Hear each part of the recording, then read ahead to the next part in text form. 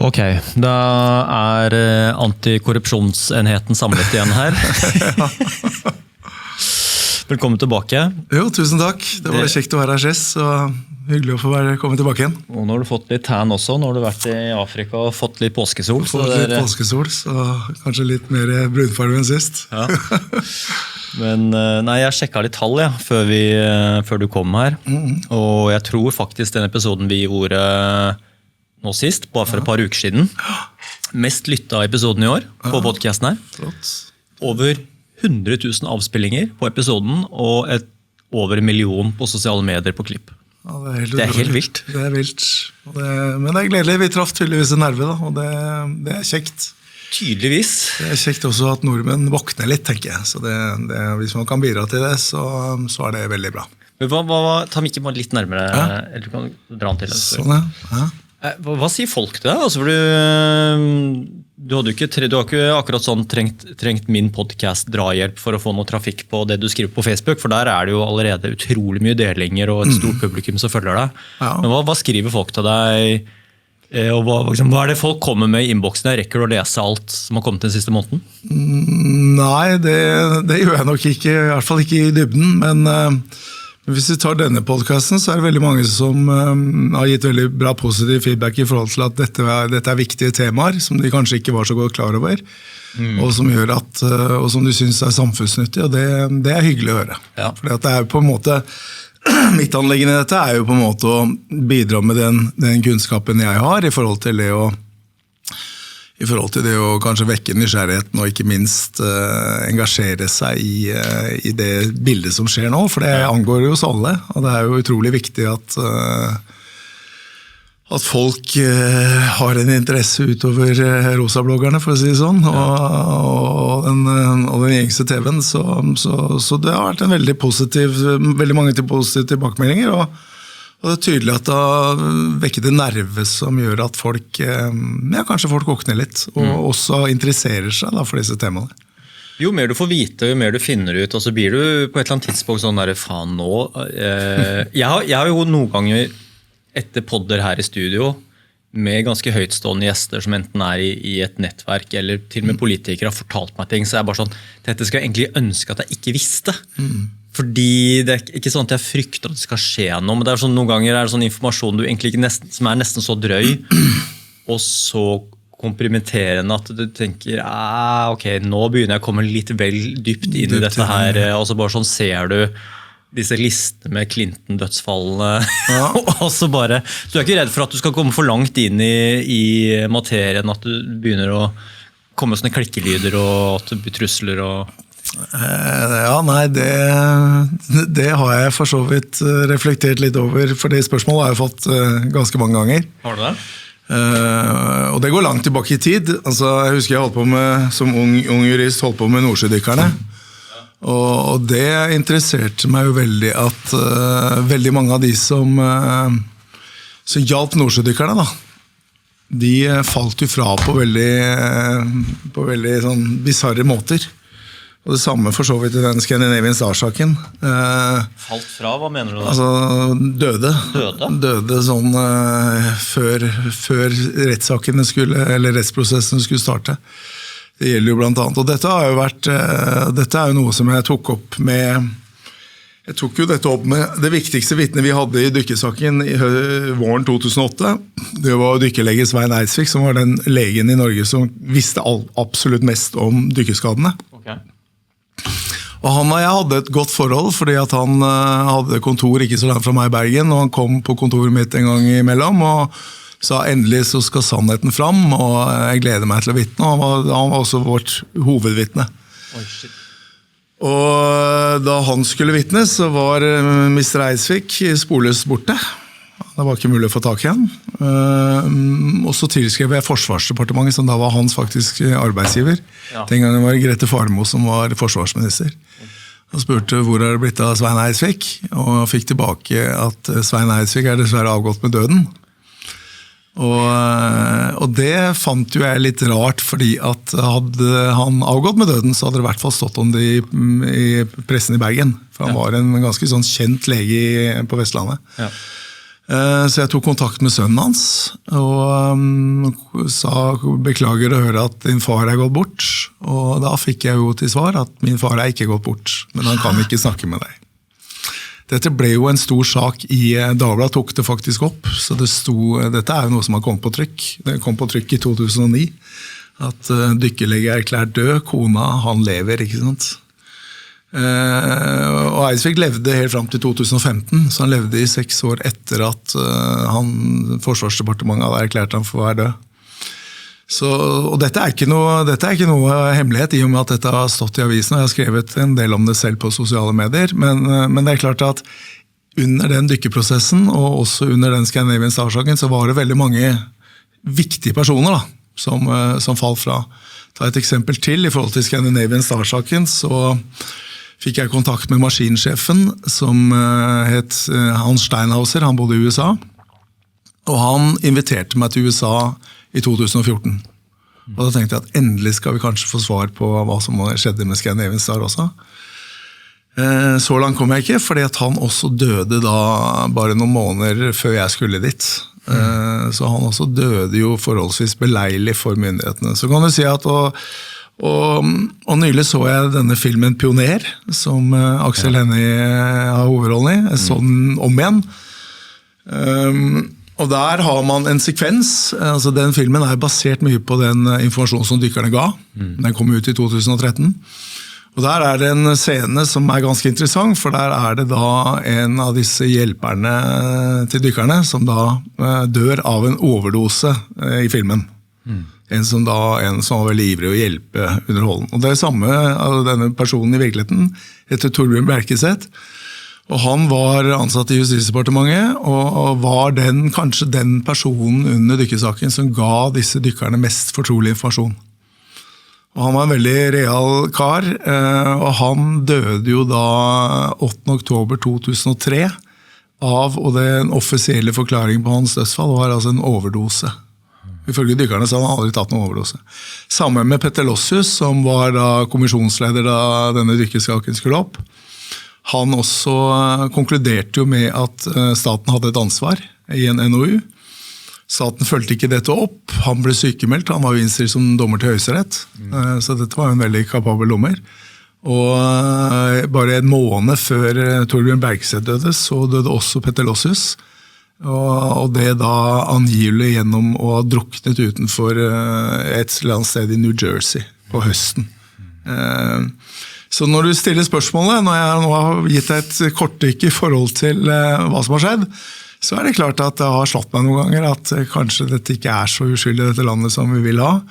Men skal jeg være helt ærlig, og det sa jeg på forrige gang jeg var der også, at jeg personlig har ikke følt utover den telefonsamtalen jeg fikk da jeg holdt på med den Scandinavian Star-saken, så har ikke jeg følt noe sånn voldsomt ubehag personlig, det har jeg ikke. Nei. Så jeg går ikke rundt og tenker på det. Så rett skal jo være rett, at for mitt vedkommende så lever jeg helt normalt, men det jo klart at jeg jo brennende opptatt av den delen av jussen som på en måte som jeg har havnet i da, og det klart at det jo, når du jobber som menneskerettsjurist, så jobber du konstant med saker som betente, for det jo individ mot stat, ikke sant? Individ mot kommuner. Så det jo makta mot folket, kan du si. Og da blir det jo, og det jo klart at det en fryktelig sånn skjev balansegang mellom de to blokkene, og det jo klart at når du på den siden som jeg på, så det klart at det gjør deg ikke nødvendigvis så populær i alle disse maktens kretser i hvert fall.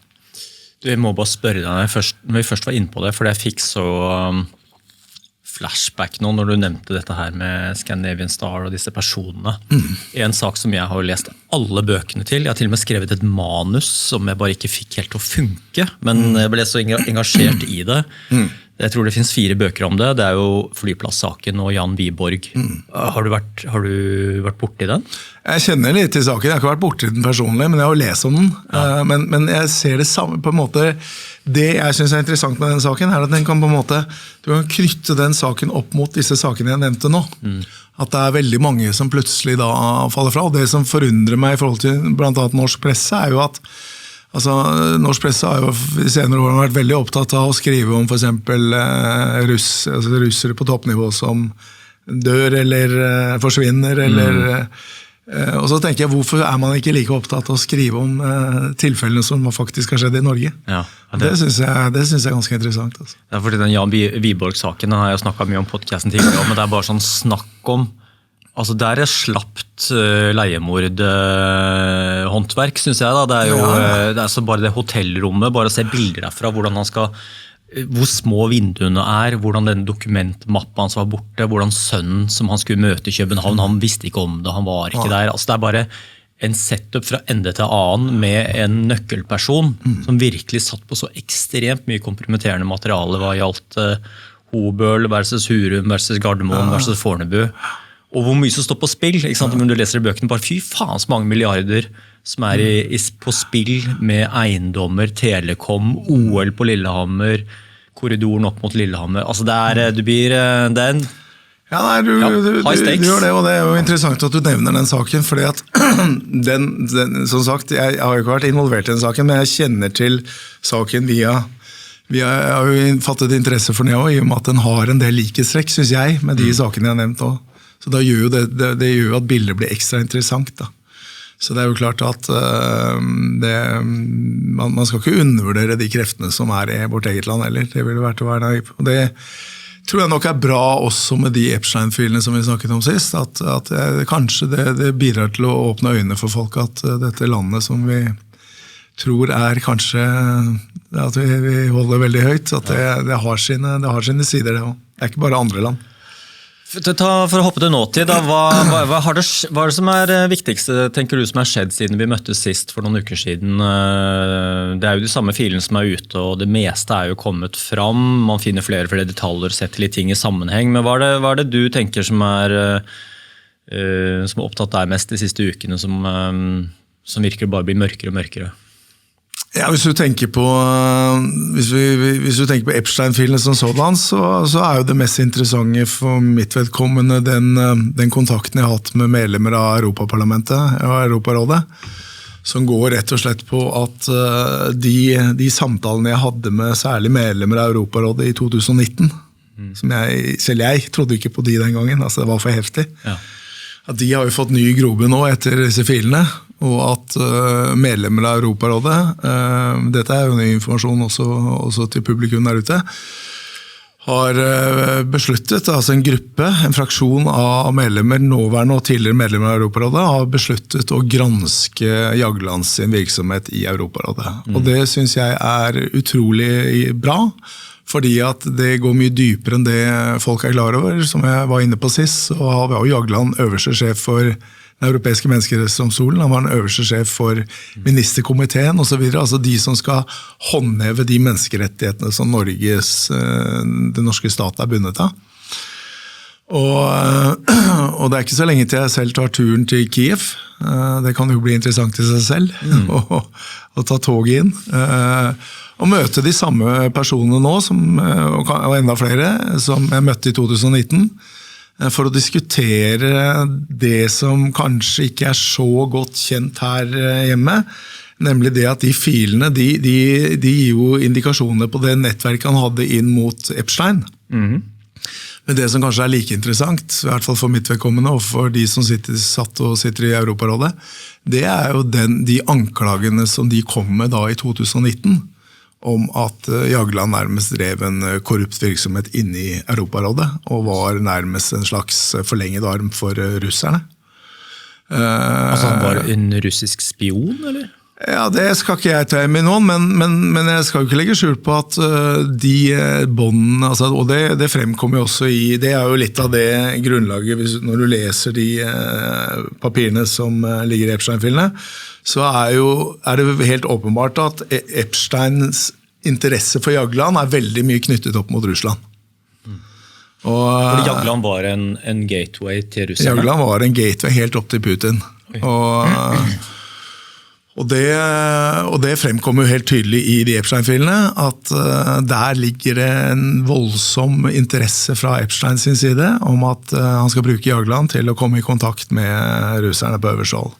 Og det stemmer jo veldig godt med det bildet som jeg prøvde å bli fortalt i 2019, da jeg var i Kiev sommeren 2019 og møtte disse. Da satt jo de representantene da satt i Europarådet. Noen av de sitter der fortsatt, noen har gått av. Men det er jo klart at det gir jo, for å si det sånn, det gir jo næring til de påstandene som de kom med den gangen. Og da er man inne i noe som jeg mener er utrolig viktig å avklare, fordi at da er jo spørsmålet hva slags rolle, hvordan har egentlig øverste sjef for Europarådet egentlig fungert i de 10 årene han satt der. Og da tenker jeg også på hvordan har det på en måte infiltrert altså de organisasjonene som han var sjef for. Da. Så det tror jeg blir en veldig interessant oppgave, og jeg er veldig glad for at de har tatt til orde for også å granske disse forholdene, og at de Epstein-filene nå gir mer substans i forhold til å avdekke og sjekke hvordan Jagland håndterte sin tid som generalsekretær. Hva var din magefølelse på Jagland da? At han har vært en aktør, eller stringent, det er vel et ord som noen bruker også, eller er han blitt brukt av, skal vi si, kloke folk, kyniske mennesker, etterretning, mektige krefter? Er han en aktør, eller tror han har blitt litt brukt oppi alt dette her? Ja, veldig godt spørsmål. Jeg tror nok han har blitt litt brukt, men det er bare min, nå snakker jeg helt personlig ut fra hva jeg tenker, men jeg tenker jo når Epstein da tar med seg Bill Gates til Rouen, som er altså Strasbourgs mest fasjonable adresse, han bodde jo et slott. Og tar han med der, ikke bare en, men flere ganger, hvis hensikt er å skyte Bill Gates inn for fredsprisen, ikke sant? For da var jo Jagland da var jo han formann i Nobelkomiteen også. Så tenker jeg som så at disse personene, og når du ser på den listen med kontakter han hadde, altså som går fra Epstein til Gates til Lavrov til Putin og så videre, så tenker jeg som så at mange for meg virker han jo som en ålreit kar. Jeg har alltid synes Jagland har virket som en ålreit type, jeg. Men jeg tenker at mange har nok sett på han og den posisjonen og den makten han har hatt i den stillingen som generalsekretær, som noe som de kunne tjene på selv. Det er i hvert fall... Men samtidig så er det klart at de knallharde beskyldningene som kom fra Europarådet i 2019, de har jo aktualisert seg i høyeste grad nå, og jeg er i hvert fall veldig glad for at de nå på eget initiativ har tatt initiativ til å granske dette videre. For det er jo klart at du må huske på at Europarådet er verdens største menneskerettsorganisasjon, det er det det er. Ja. Så Jagland var altså sjef for verdens største menneskerettsorganisasjon. Og for meg, som har jobbet veldig mye med menneskerettssaker inn i menneskerettsdomstolen, så tenker jeg at det også er veldig interessant, fordi at hvilken link har på en måte Jagland hatt til Norges rolle i den europeiske menneskerettsdomstolen? Der er det jo også en del spørsmål som bør stilles. Ja. Det er umulig å konkludere på nåværende tidspunkt, men at det blir en drøfting, en gransking av dette her, det synes jeg er veldig bra, og det synes jeg er kanskje noe av det mer interessante som har skjedd den siste tiden, sett fra mitt ståsted i hvert fall. Dette er litt pussig, denne bufferen. Dette er bare et spørsmål jeg kom på nå i farta, det at vi vet jo ikke hvordan det går med Jagland, hva er status i saken, hva er avhør, han har ikke blitt intervjuet, vi vet jo ingenting om avhør, vi vet ingenting om mer kommunikasjon, e-poster, ting som har blitt åpnet opp. Det er jo helt lukka. Men det der med politikere og maktfolks nå sin opsjon om å sykemelde seg når det stormer som verst, det er jævlig absurd å tenke på, ikke sant? Hvis du tenker noen som helst konflikter, kriger, ting hvor det står enormt mye på spill på et global basis, eller om det er på et kontinent, eller internasjonalt, sånn historisk sett, altså det er jo ingen, hvis du tar verdenskrigen eller noe som helst store konflikter, ingen toppledere eller generaler eller noen presidenter som kan sykemelde seg å være utilgjengelig. Altså et eller annet sted må jo være sånn greit, hvis presset for stortingspolitiker blir så høyt at den ikke greier å være operativ, greit, ut i sykemelding, det er ikke så viktig, da tar vi det siden. Men her er det så brennbart, og vi trenger å få rede på ting, og det må gå fort før ting går til spille.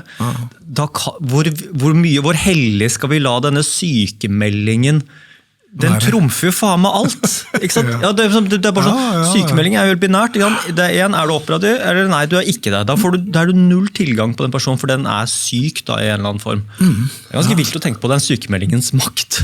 Sykemeldingens makt er jo høyst reell, fordi at du ser, altså her har du en Terje Larsen har reist til Emiratene og har for så vidt da skaffet seg strafferettslig immunitet. Noen tror at Norge har inngått en utleveringsavtale med Dubai, eller nei, med Emiratene.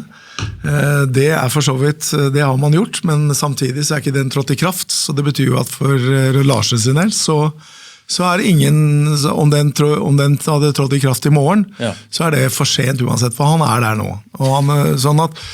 Og Jagland hører jo ikke noe mer om, for han er jo da syk, som du sier, og sånn at du ser hvor Mona Juel er i bildet, og hvor Børge Brende er i bildet, det vet man jo heller ikke, sånn at det er jo som du sier, at det å på en måte innta offerrollen, som alle disse har gjort, det har jo da åpenbart hatt en effekt ved at denne saken allerede har blitt dysset ned til nærmest et minimum, og som jeg var litt inne på sist, så har jeg veldig lite tro på etterforskningen til Økokrim også, for den kommer alt for sent, og det er noe som heter foreldelsesregler innenfor strafferetten også, som gjør at Økokrim har et stort problem med tanke på foreldelsesfristene, sånn at, og denne granskingskommisjonen som var oppnevnt, som mange, inkludert meg selv, er veldig kritisk til, den skal jo da avlevere sin rapport om 2 år, og da vet jo de fleste at da har gresset for lengst grodd, så for meg virker jo dette som du er inne på, et veldig, veldig godt poeng, dette med at sykemeldinger, dette med at man koordinerer dette i en retning i hvert fall, som gjør at dette her glir ut i sanden. Det er det jeg tror kommer til å skje med dette. Så når du snakker om en granskning, så er det faktisk mest interessant at dette kanskje kan få konsekvenser for Europarådet, som tross alt er verdens største menneskerettsorganisasjon.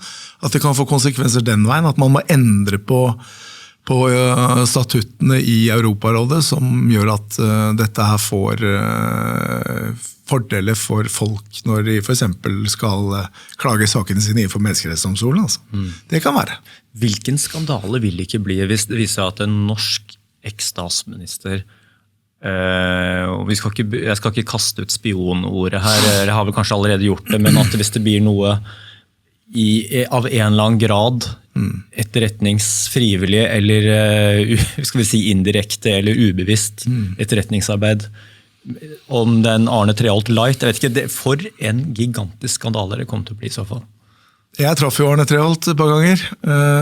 Som jeg var inne på sist, så var jo Arne Treholt faktisk en viktig faktor for at nordsjødykkerne vant den menneskerettssaken i menneskerettsdomstolen i 2013. Yes. For Treholt skrev, jeg møtte Arne Treholt første gang på Kypros i 2011. En veldig kjekk mann. Veldig bitter, for han mente jo at han var åpenbart ikke den store spionen i Arbeiderpartikretsen i hvert fall. Oi, hvem var det da? Nei, han nevnte jo sånne som Stoltenberg og altså Jagland som mye tettere opp mot Russland enn det han selv var. Og det er jo, altså, for meg er det helt ubegripelig at det står i selvbiografien til Jens Stoltenberg fra 2016, så står det «Jeg var Steklov». Det er jo et eget kapittel om det. Det står altså «Jeg var Steklov», og forteller han om møtene han hadde med disse russiske KGB-agentene på Stortorvets gjester, ikke sant? Så jeg bare skjønner ikke, når dette er åpenlys informasjon som kan lese i bøkene, så forundrer det meg veldig hvordan disse personene har på en måte gått så klar når Treholt ble så hardt tatt. Det må jeg ærlig innrømme forundrer meg, men ingen tvil om at dette er jo tidenes, uansett så er jo dette tidenes skandale i Europarådet, og det er jo den fremste, det er jo den eneste institusjonen europeerne har til felles i forhold til menneskerettsspørsmål.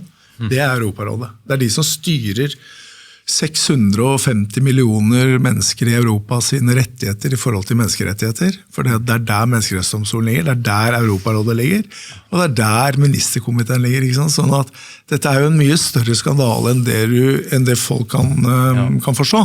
Topplederen har vært med, liksom, Topplederen har vært med på dette. Sånn, og lefla med folk som driver med trafficking og helt av det. En ting som jeg ble møtt med da jeg ble invitert til Kyiv i 2019, var jo dette med Aserbajdsjan. Der mente man jo også, Aserbajdsjan er jo at disse tilknytningene Jagland hadde med Aserbajdsjan var jo hypersuspekte, for å si det på et pent juridisk ord. Hvordan da? Nei, altså at det sirkulerte jo enorme summer, ikke sant? Og det var jo tydelig at medlemsland da betalt, eller bestakk under bordet. Det var i hvert fall det som ble fortalt den gangen, for å få de fordelene som ligger. Og det er jo det samme mønstret som du ser i Epstein, som Epstein var på jakt etter også. Altså når han tar med seg Bill Gates, verdens rikeste mann, til residensen hans, for å promotere at han da, formålet var jo helt åpenbart at han ville at Gates skulle få fredsprisen. Og det ville jo Epstein også på en måte da profitere på, i og med at de var partners in business og partners in crime. Sånn at du ser et mønster her som jeg synes er blitt veldig mye tydeligere nå etter at dette kom fram. Og det blir jo veldig interessant å grave nærmere da når vi skal møte nå i Kyiv, blant annet disse anklagene som kom i 2019, hvor mye hold er i de nå. Fordi at det er jo ingen tvil om at de gutta har fått blod på tann nå etter at dette kom fram, for at det underbygger jo at de hadde mye rett i det de sa den gangen. Vil du si at Jagland-saken er verre enn Terje Larsen? Går det an å sette det opp mot hverandre, eller? Ja, hvis du tenker på makt, så vil jeg jo absolutt si det. For du må huske på at Jagland var jo en av verdens mest mektige personer. Altså, det å være generalsekretær i Europarådet og på en måte ha det overordnede ansvaret for hele Europas befolkning. Da.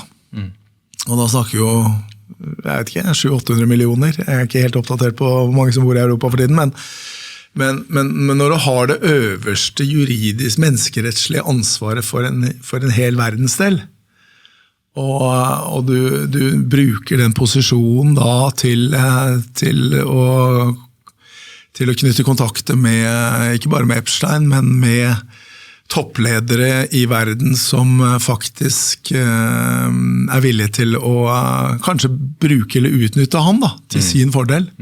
Så snakker du om en skandale som er etter min mening langt større enn Terje Rød-Larsen-saken. Selv om det er jo ingen tvil om at Terje Rød-Larsen hadde jo enda nærmere tilknytning til Epstein enn hva Jagland hadde.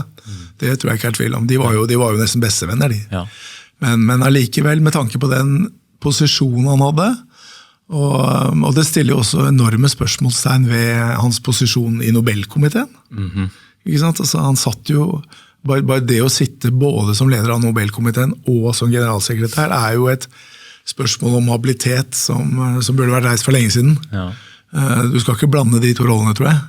Og det har vel dette vist, men jeg tror at det er utrolig mye som kan komme fram som virkelig vil kunne sjokkere, ikke bare her i Norge, men også i Europa. Og det er jo klart at det er jo blitt satt ganske stort søkelys på Norge internasjonalt nå på dette her. Det er jo ikke et eneste land som ikke har skrevet om det på et eller annet vis.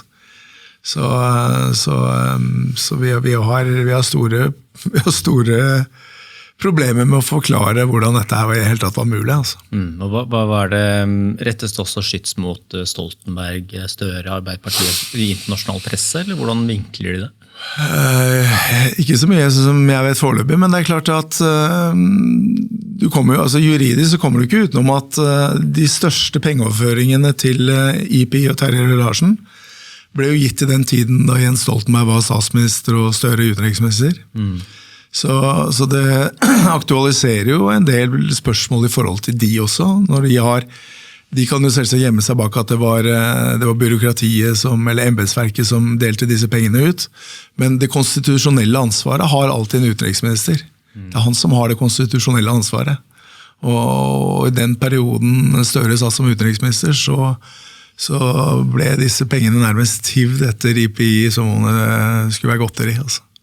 Så du kommer jo ikke utenom at de har jo, og Jens Stoltenberg da, som statsminister på den tiden, han har jo igjen det øverste ansvaret for den som har det konstitusjonelle ansvaret. Sånn fungerer jo lovgivningen.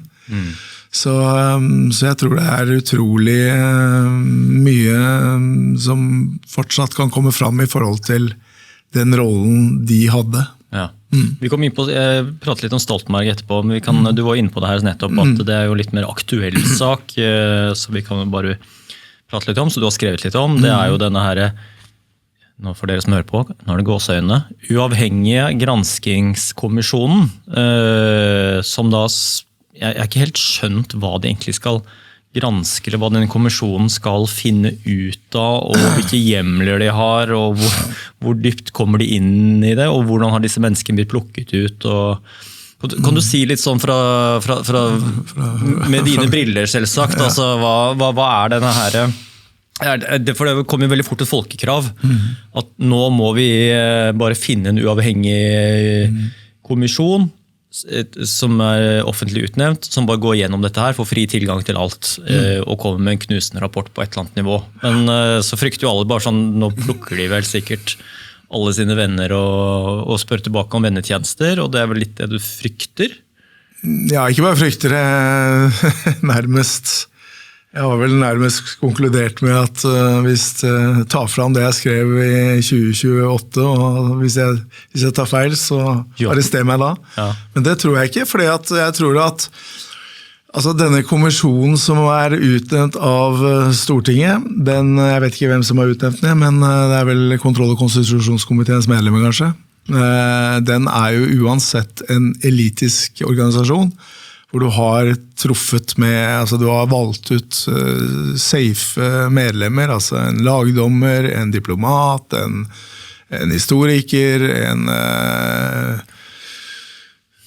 en tidligere redaktør I DN og så videre, ikke sant? Altså det safe, tunge navn som som vet hvordan systemet fungerer, og som kommer til å sikkert sette seg grundig inn I dette. Det ingen som sier det, men det kommer til å bli en rapport som for det første så det jo ikke dette noe, altså mye allerede gravd fram, så det jo ikke noe som kommer som noe aha-opplevelse av dette her.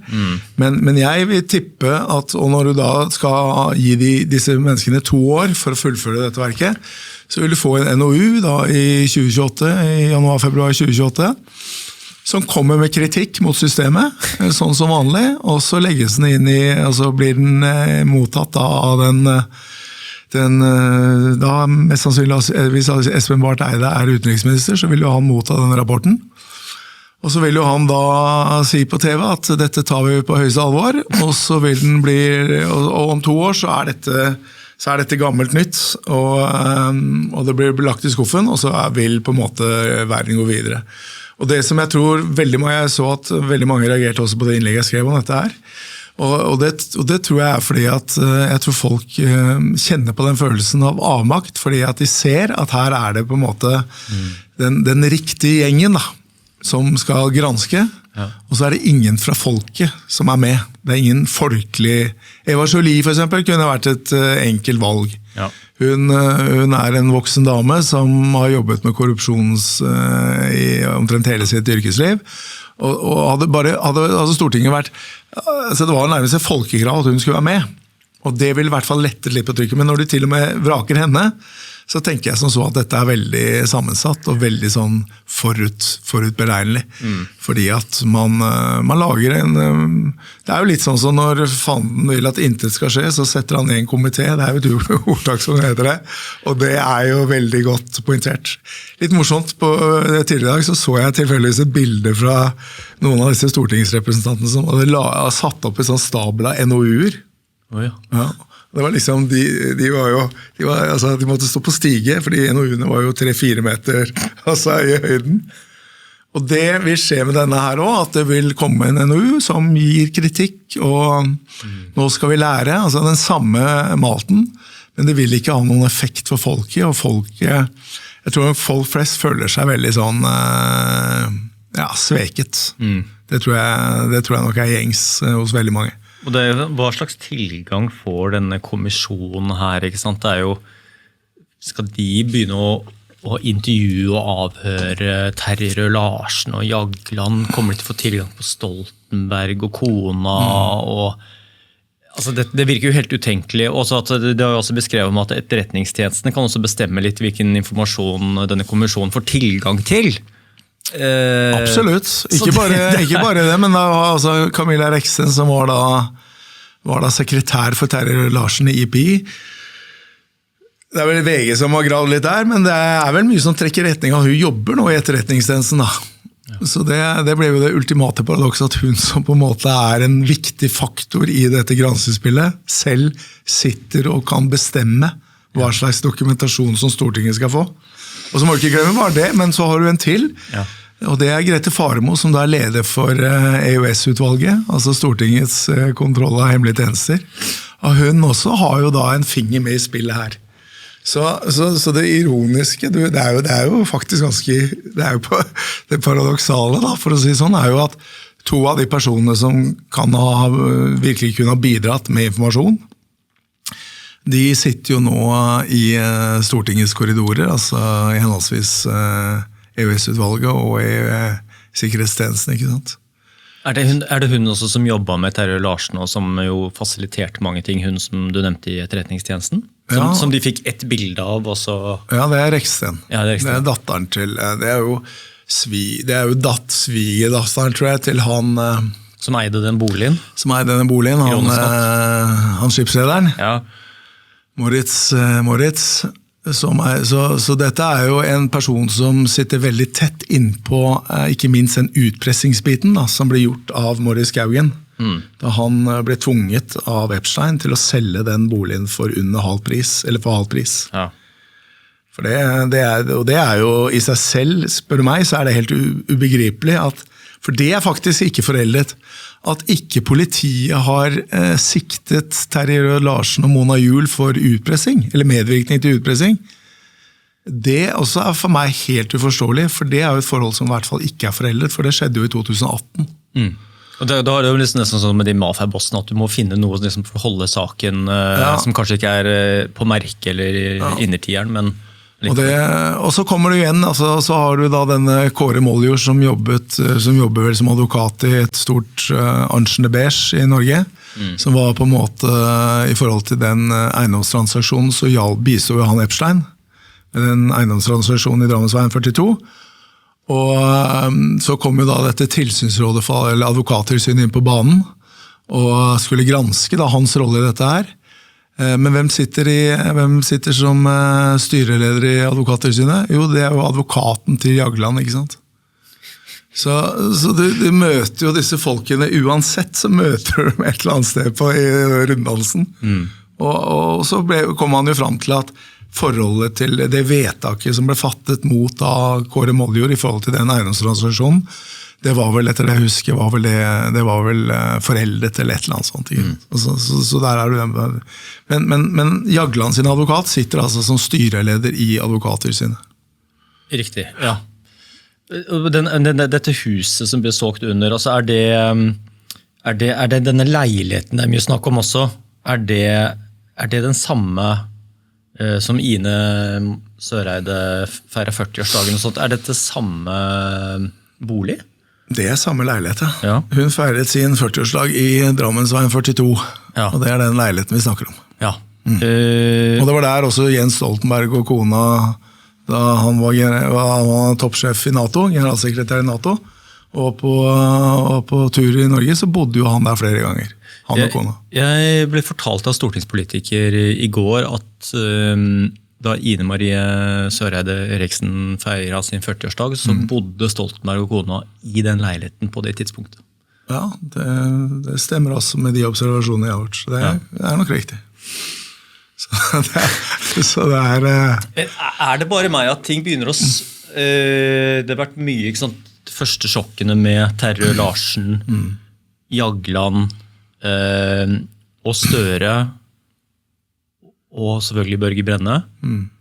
Men for meg virker det sånn at nå snører det seg virkelig til for Jens Stoltenberg og kona mer og mer, og nå begynner det å bli så mange saker, synes jeg, bare sett utenifra, hvor dette glansbildet og denne her toppolitikeren og den mest populære, moderne politikeren på denne siden av årtusenet, Jens Stoltenberg, at dette her glansbildet begynner å rakne litt, altså alt fra. Det kommer en episode snart her i podden om Myanmar-Telenor-saken, som vi ikke trenger å bruke noe tid på i dag, med Nikolai Pryds, kjempebra, hvor han åpenbart involvert. Ja. Så har vi Libya-saken, der Terje Larsen-kontakten, forlovere som jo inne i systemet, det liksom denne her omtalen han hadde av Trump i denne siste biografien sin, som virket jo svært uklokt, med tanke på liksom, internasjonalt samarbeid og NATO og hele den biten der. Og nå dette her Epstein. Så for meg virker det som at det mye ting som foregår med Jens Stoltenberg som kommer fram, men at han også det vel noen vi skal si som blir beskyttet av systemet og som med på og som aldri kommer til å falle, så det jo han.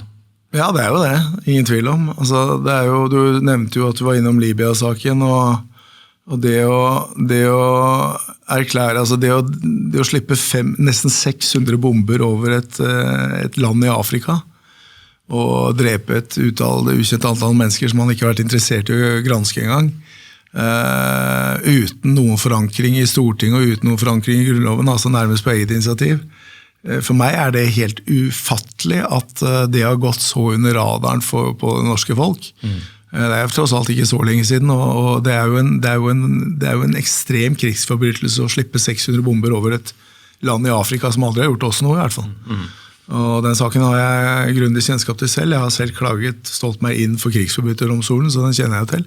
Men allerede da, før alle disse tingene, så tenkte jeg som sa at hvordan det mulig at en mann som klaget inn for krigsforbryterdomstolen faktisk kan ha et slags sånn amnesti altså for det han har gjort. Og så jeg håper jo at dette setter et annet søkelys. Jeg så du hadde Pryds inn her tidligere om den Myanmar-skandalen, som fantastisk at han tar tak i det. Men bare det i seg selv jo en gedigen skandale, initiert av nåværende statsminister og tidligere næringsminister. Som gjør at kanskje endelig man begynner å våkne litt og se at disse menneskene må også stille seg ansvar for de overgrepene de har vært med på. Men det fordi, kan det sammenlignes med at det helt åpenbart at det ingenting i Epstein-filene, og det vi får se fra Epstein-filene som nesten berører eller omtaler Trump på noe som helst negativt vis, man liksom i statsministerpost eller presidentpost i et annet land, man da untouchable i en viss periode, og at det handler om nasjonal sikkerhet, stabilitet, at ikke befolkningen skal få panikk, og alle disse tingene, som gjør at vi rører ikke Støre mens han statsminister, og vi rører ikke Stoltenberg når han utenriksminister, eller har disse viktige vervene, at da blir man litt untouchable når dette her, med mindre det kommer noen helt åpenbare. Ja da, det jo helt åpenbart. Det jo ikke så lenge siden Stoltenberg var i Washington. Han jo kanskje enda. Ja. Og der var det jo selvsagt en del norske journalister til stede også. Men det som forundrer meg når det gjelder norske journalister, at de tar opp altså disse programmene som offentlige, altså dette med besøke oljefondet sitt kontor i New York og så videre. Det de ikke sier noe om, det jo det at både Stoltenberg og Tangen deltok på dette Bilderberg-møtet i Washington i helgen som var. Og det jo noe som vi bør få vite var i et helt lukket fora. Ja. Om hva det de egentlig diskuterer her. Dette jo noe som har vedvart i lang tid, og det jo også en tilbake til Epstein, så var jo han også veldig interessert i dette med Bilderberg. Jeg synes jo det ville vært et helt naturlig spørsmål for en hvilken som helst journalist etter landet å stille det enkle spørsmålet til Stoltenberg, som har på en måte vært Mr. Bilderberg i de siste 25 årene, om han har møtt Epstein under disse Bilderberg-konferansene, ikke sant? Så for meg virker det litt som du sier da, at så lenge de har den posisjonen de har, eller den makten de har, så er de veldig fredet i forhold til det de... Et annet eksempel er jo det at jeg har jo klaget dette valget hvor Stoltenberg og Støre satt på ferja mellom Stavanger og Haugesund og løy denne lokale journalisten rett opp i trynet og sa at ja, bare stem på oss, så blir det gratis ferjer. Og da visste jo begge to at i statsbudsjettet så hadde de jo skrotet gratis ferjer, akkurat som de hadde skrotet dette med studielån. Så det var jo ikke tvil om at disse løgnene var en del av den såkalte valgkampretorikken til Arbeiderpartiet. Og det er noe jeg har klaget inn for den europeiske menneskerettsdomstolen. Det kan godt hende at menneskerettsdomstolen tar den saken. Men det er ikke et eneste igjen. Det er jo noe som burde vært av allmenn interesse for folk å vite noe om. Men det er altså da helt lagt lokk på. Så for meg virker det som du er inne på nå når du sier at så lenge de har den posisjonen de har, om det er i Norge eller USA eller hvor det er, så nærmest freder man de fordi at man ønsker kanskje ikke å bidra til uro. Men det er jo også et poeng at det er jo i den skal vi si mainstream-pressen, eller de store etablerte mediene, har jo også en interesse av å spille på lag med Stoltenberg og Støre som sitter på så mye historikk, informasjon, så mye makt, og er ekstremt viktige å få i tale, om det er debatter, saker, kommentarer, ikke bare for trafikken og inntjeningen, men også avisens omdømme for å være en viktig politisk aktør da, i presse. Og hvis du er for hard på gasspedalen med Stoltenberg og Støre, så vet du ikke helt hvordan den tilgangen til disse menneskene blir fremover da. Kanskje, men det er vel kanskje derfor dere som jobber litt med, hva si på litt sånn, det den etablerte pressen kaller for alternativ media, da, eller hva de kaller det, at dere begynner å få såpass mye gehør som dere gjør, nettopp fordi at folk begynner å se seg lei av denne konsensuspressen som på mange måter, jeg tror mange gjennomskuer det faktum at de i stedet for å utføre det samfunnsoppdraget som de er satt til å gjøre, så er de nærmest mer sånn et mikrofonstativ for pressen. Et veldig godt eksempel på det var jo denne Sjøli VG som nærmest og jobber fortsatt i VG med samme ting. Altså, jeg leser om Jens som Supermann, ikke sant? Og det var en hylle som selv ikke i journalisten i Nordkorea kunne overgå. men det han ikke sa noe om var jo det at han hadde jo da samtidig søkt jobb som taleskriver for Jens og Jonas. Ikke sant? Samtidig så bruker han avisen sin som en hyllespropaganda som du nesten må klippe av armen for altså med Jens med sånn Supermann-drakt, ikke sant? Men det er jo sjukt hvordan VG håndterer dette her. De setter jo han inn i fryseboksen et par uker og måneder at han skal ikke skrive, men han er jo tilbake i denne her helt meningsløse kommentatorrollen hvor du sitter og gulper opp. Men når du leser den, så skjønner du i hvert fall det at det er mer en sånn for heltedyrkelse enn journalistikk i hvert fall. Ja.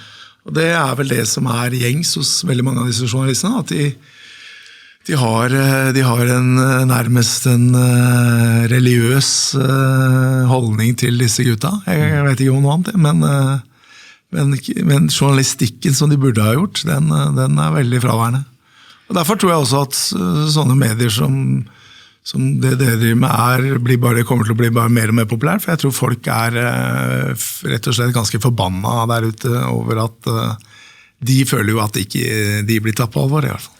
Altså jo mer det lille jeg får vite gjennom deg og andre gjester og liksom det jeg ser på Facebook, og jeg har jo bare offentlig informasjon, jeg har jo ikke noen etterretningskanaler eller noen sånn kilder eller tystere, men det er jo bare å se alle disse vennetjenestene, all denne nepotismen som fungerer, og da ikke på et øverste nivå, det er bare sånn som jeg ramlet over i dag, så er det hun Lille Søhusvik, dette er en liten aktør, journalist i NRK, som er debattleder for flere av Epstein-diskusjonene, så vidt jeg har skjønt, er gift da med Torgeir Larsen, som er en Arbeiderpartitopp som har hatt sentrale stillinger i UD, og som statssekretær, og da liksom og hun har ikke blitt vurdert inhabil rundt det hun skal dekke på en måte, og dette er sånn småting som bare, når alle disse tingene her legges opp på hverandre, så er det sånn der, hvem er det som ikke er gift med hvem og har ansatt hvem, og så kommer fra det samme partiet og som har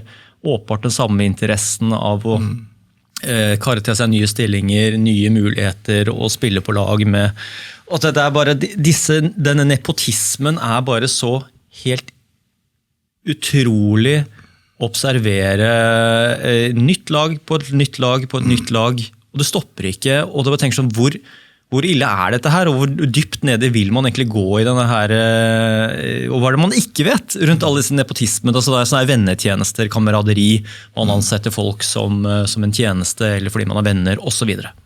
Og det vi finner ut av, det jo bare en liten del av det store isberget, men jeg tror jo spørsmålet heller at folk ser dette her, og mange sier, det ingen bunn i dette her? Nei, det jo ikke det.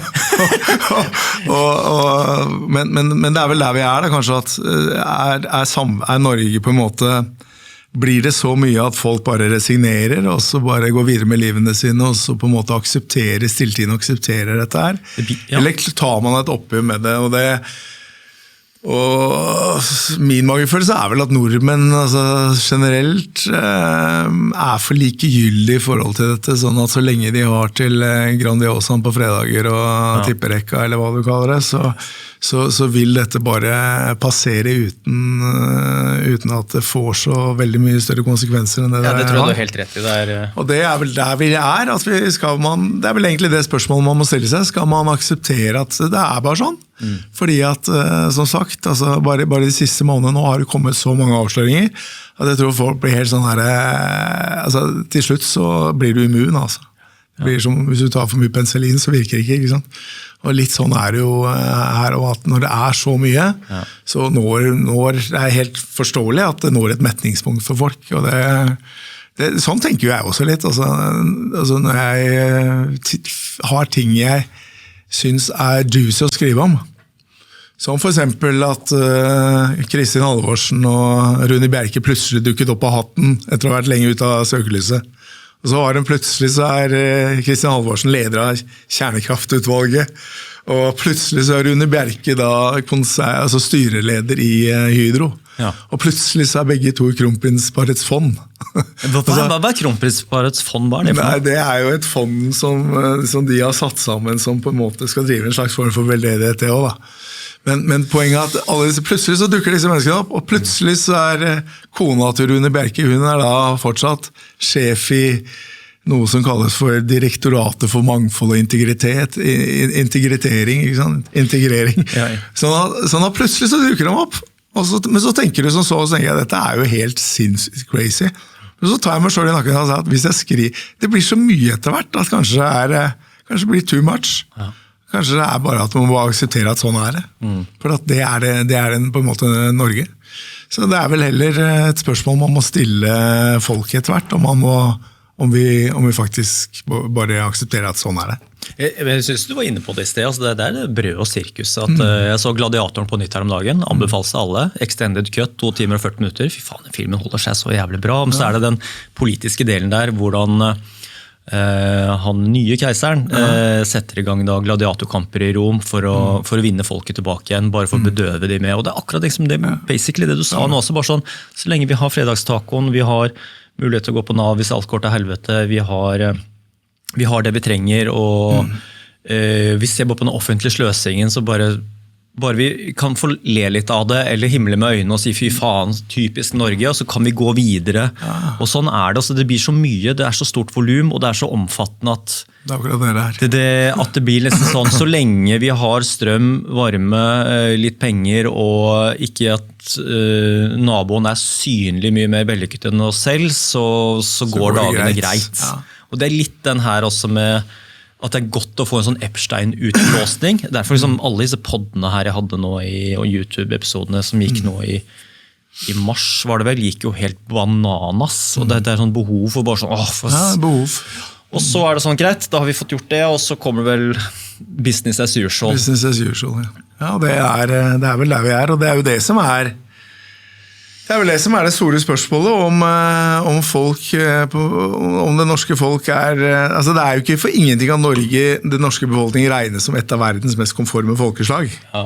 Og hvis du tar det og legger til en stor pengesekk, som gjør at de aller fleste I hvert fall overlever, Altså det settes jo veldig i perspektiv når jeg etter å ha vært og besøkt 4 land i Afrika nå.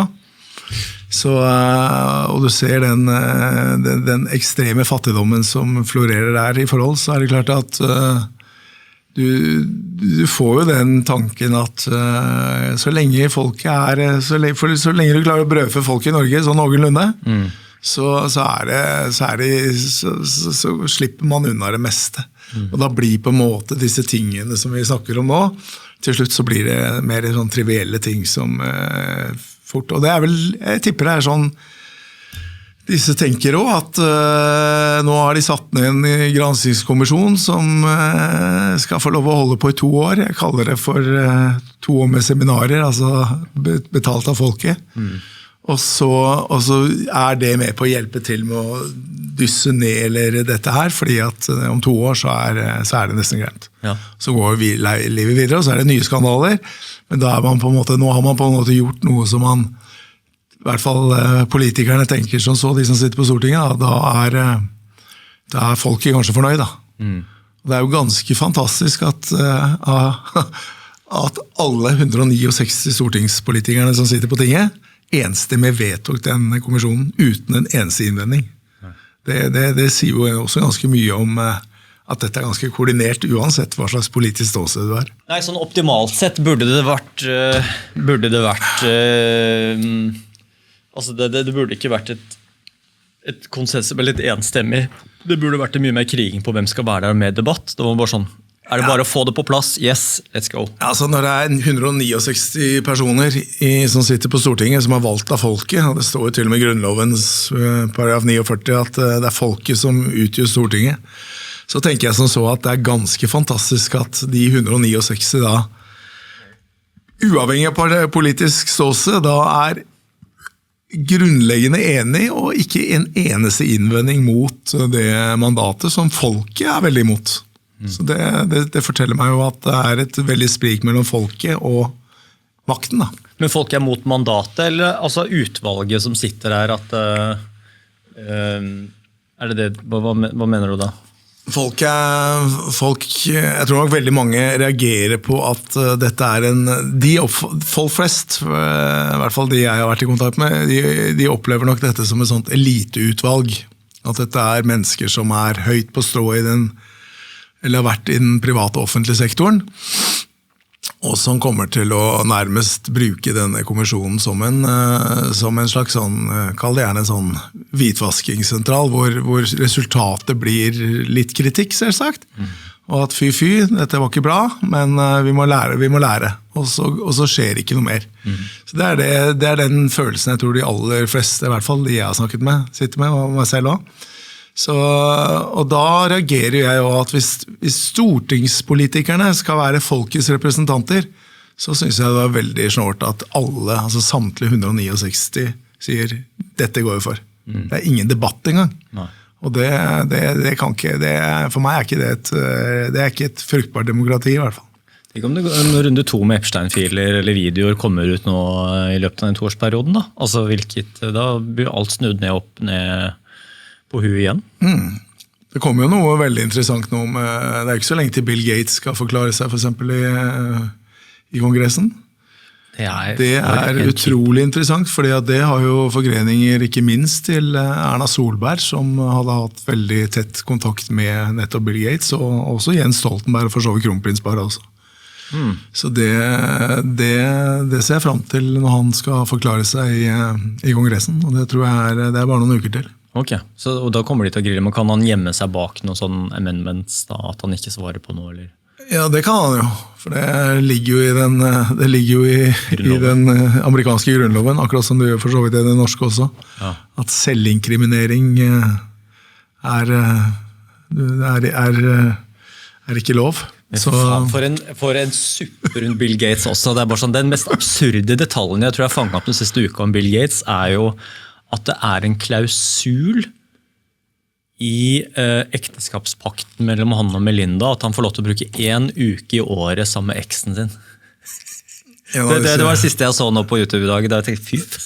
Og det bare sånn der, men det så mye absurd rundt hele det her med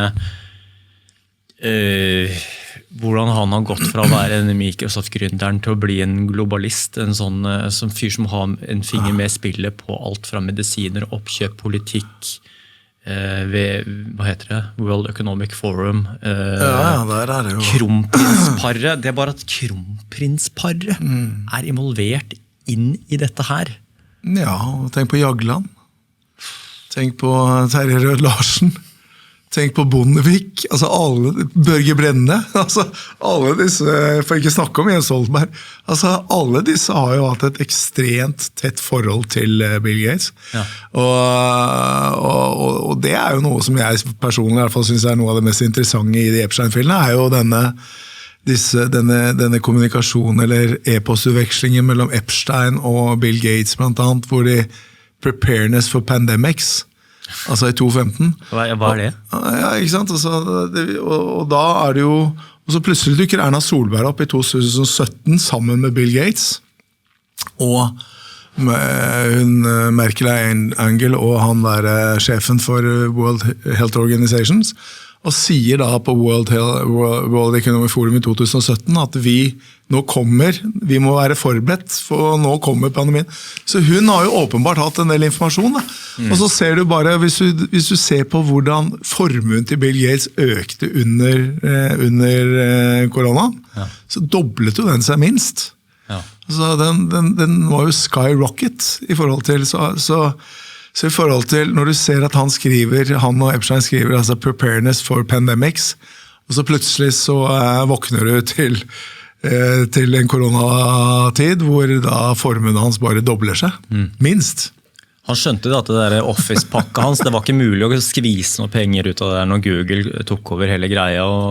Så det var jo gull for han I hvert fall økonomisk. Altså, han har jo tjent penger på, han har skjønt at han må vekk fra Office-pakka og funnet litt helt andre nye arenaer å tjene penger da. Så har du dette med Gavi, som et institutt som da, hvor norske politikere har gitt milliarder til disse vaksineprosjektene, og som også ikke sporbare.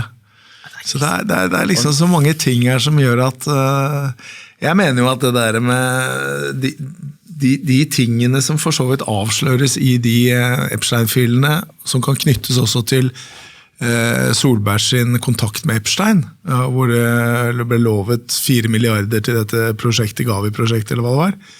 Det jo noe som fortsatt helt I det blå, og det jo noe som, hvor ble det av de pengene, og hva gjorde man med de? Altså, men var det eller har det blitt stadfestet at det en direkte kontakt mellom Solberg-leiren og Epstein rundt dette her? Ikke direkte med Epstein, men med Gates. Med Gates, ja, beklager. Bill Gates, ja. Men Bill Gates og Epstein hadde jo også veldig mye kontakt om samme tema. Ja, og mange andre ting også. Og mange andre ting, så det veldig mange ting her som fortsatt ubesvart. Ingen tvil om det. Solberg, når hun trekker seg ut av politikken da, og jeg vet ikke om hun kommer til å bli sittende her som en syvende mor I huset oppi et rør opp på veggen I høyre korridoren, eller om hun trekker seg helt ut, men da blir det vanskelig å få henne I tale og få ut at hun forsvinner da, tar med seg sine korrespondanser og hemmeligheter og... Ja, hun har jo for så vidt lykkes allerede med at hun har fått denne koronakommisjonen til å hemmeligholde for 60 år. Hvordan det mulig sånn juridisk? Nei, det ikke mulig, og det håper jeg faktisk at det noe jeg har tenkt på selv, og at det bør jo prøves rettslig. Det kan nok hende at vi kommer. Altså, det jo andre land som faktisk har gjort det. Det har jo vært en del søksmål, blant annet I USA, om disse hemmeligholdene. Men det virkelig et spørsmål som når du altså regjeringssjef og sitter med så mye sentral informasjon som det hun har hatt, og så klarer du da hemmeligholde eller lukke dette for minst 60 år, så mener jeg at det noe som burde være prøverettslig. Ja, hvem det man prøver å beskytte da? Det seg selv? Eller det vaksineprodusenter? Det WHO? Det nasjonal sikkerhet?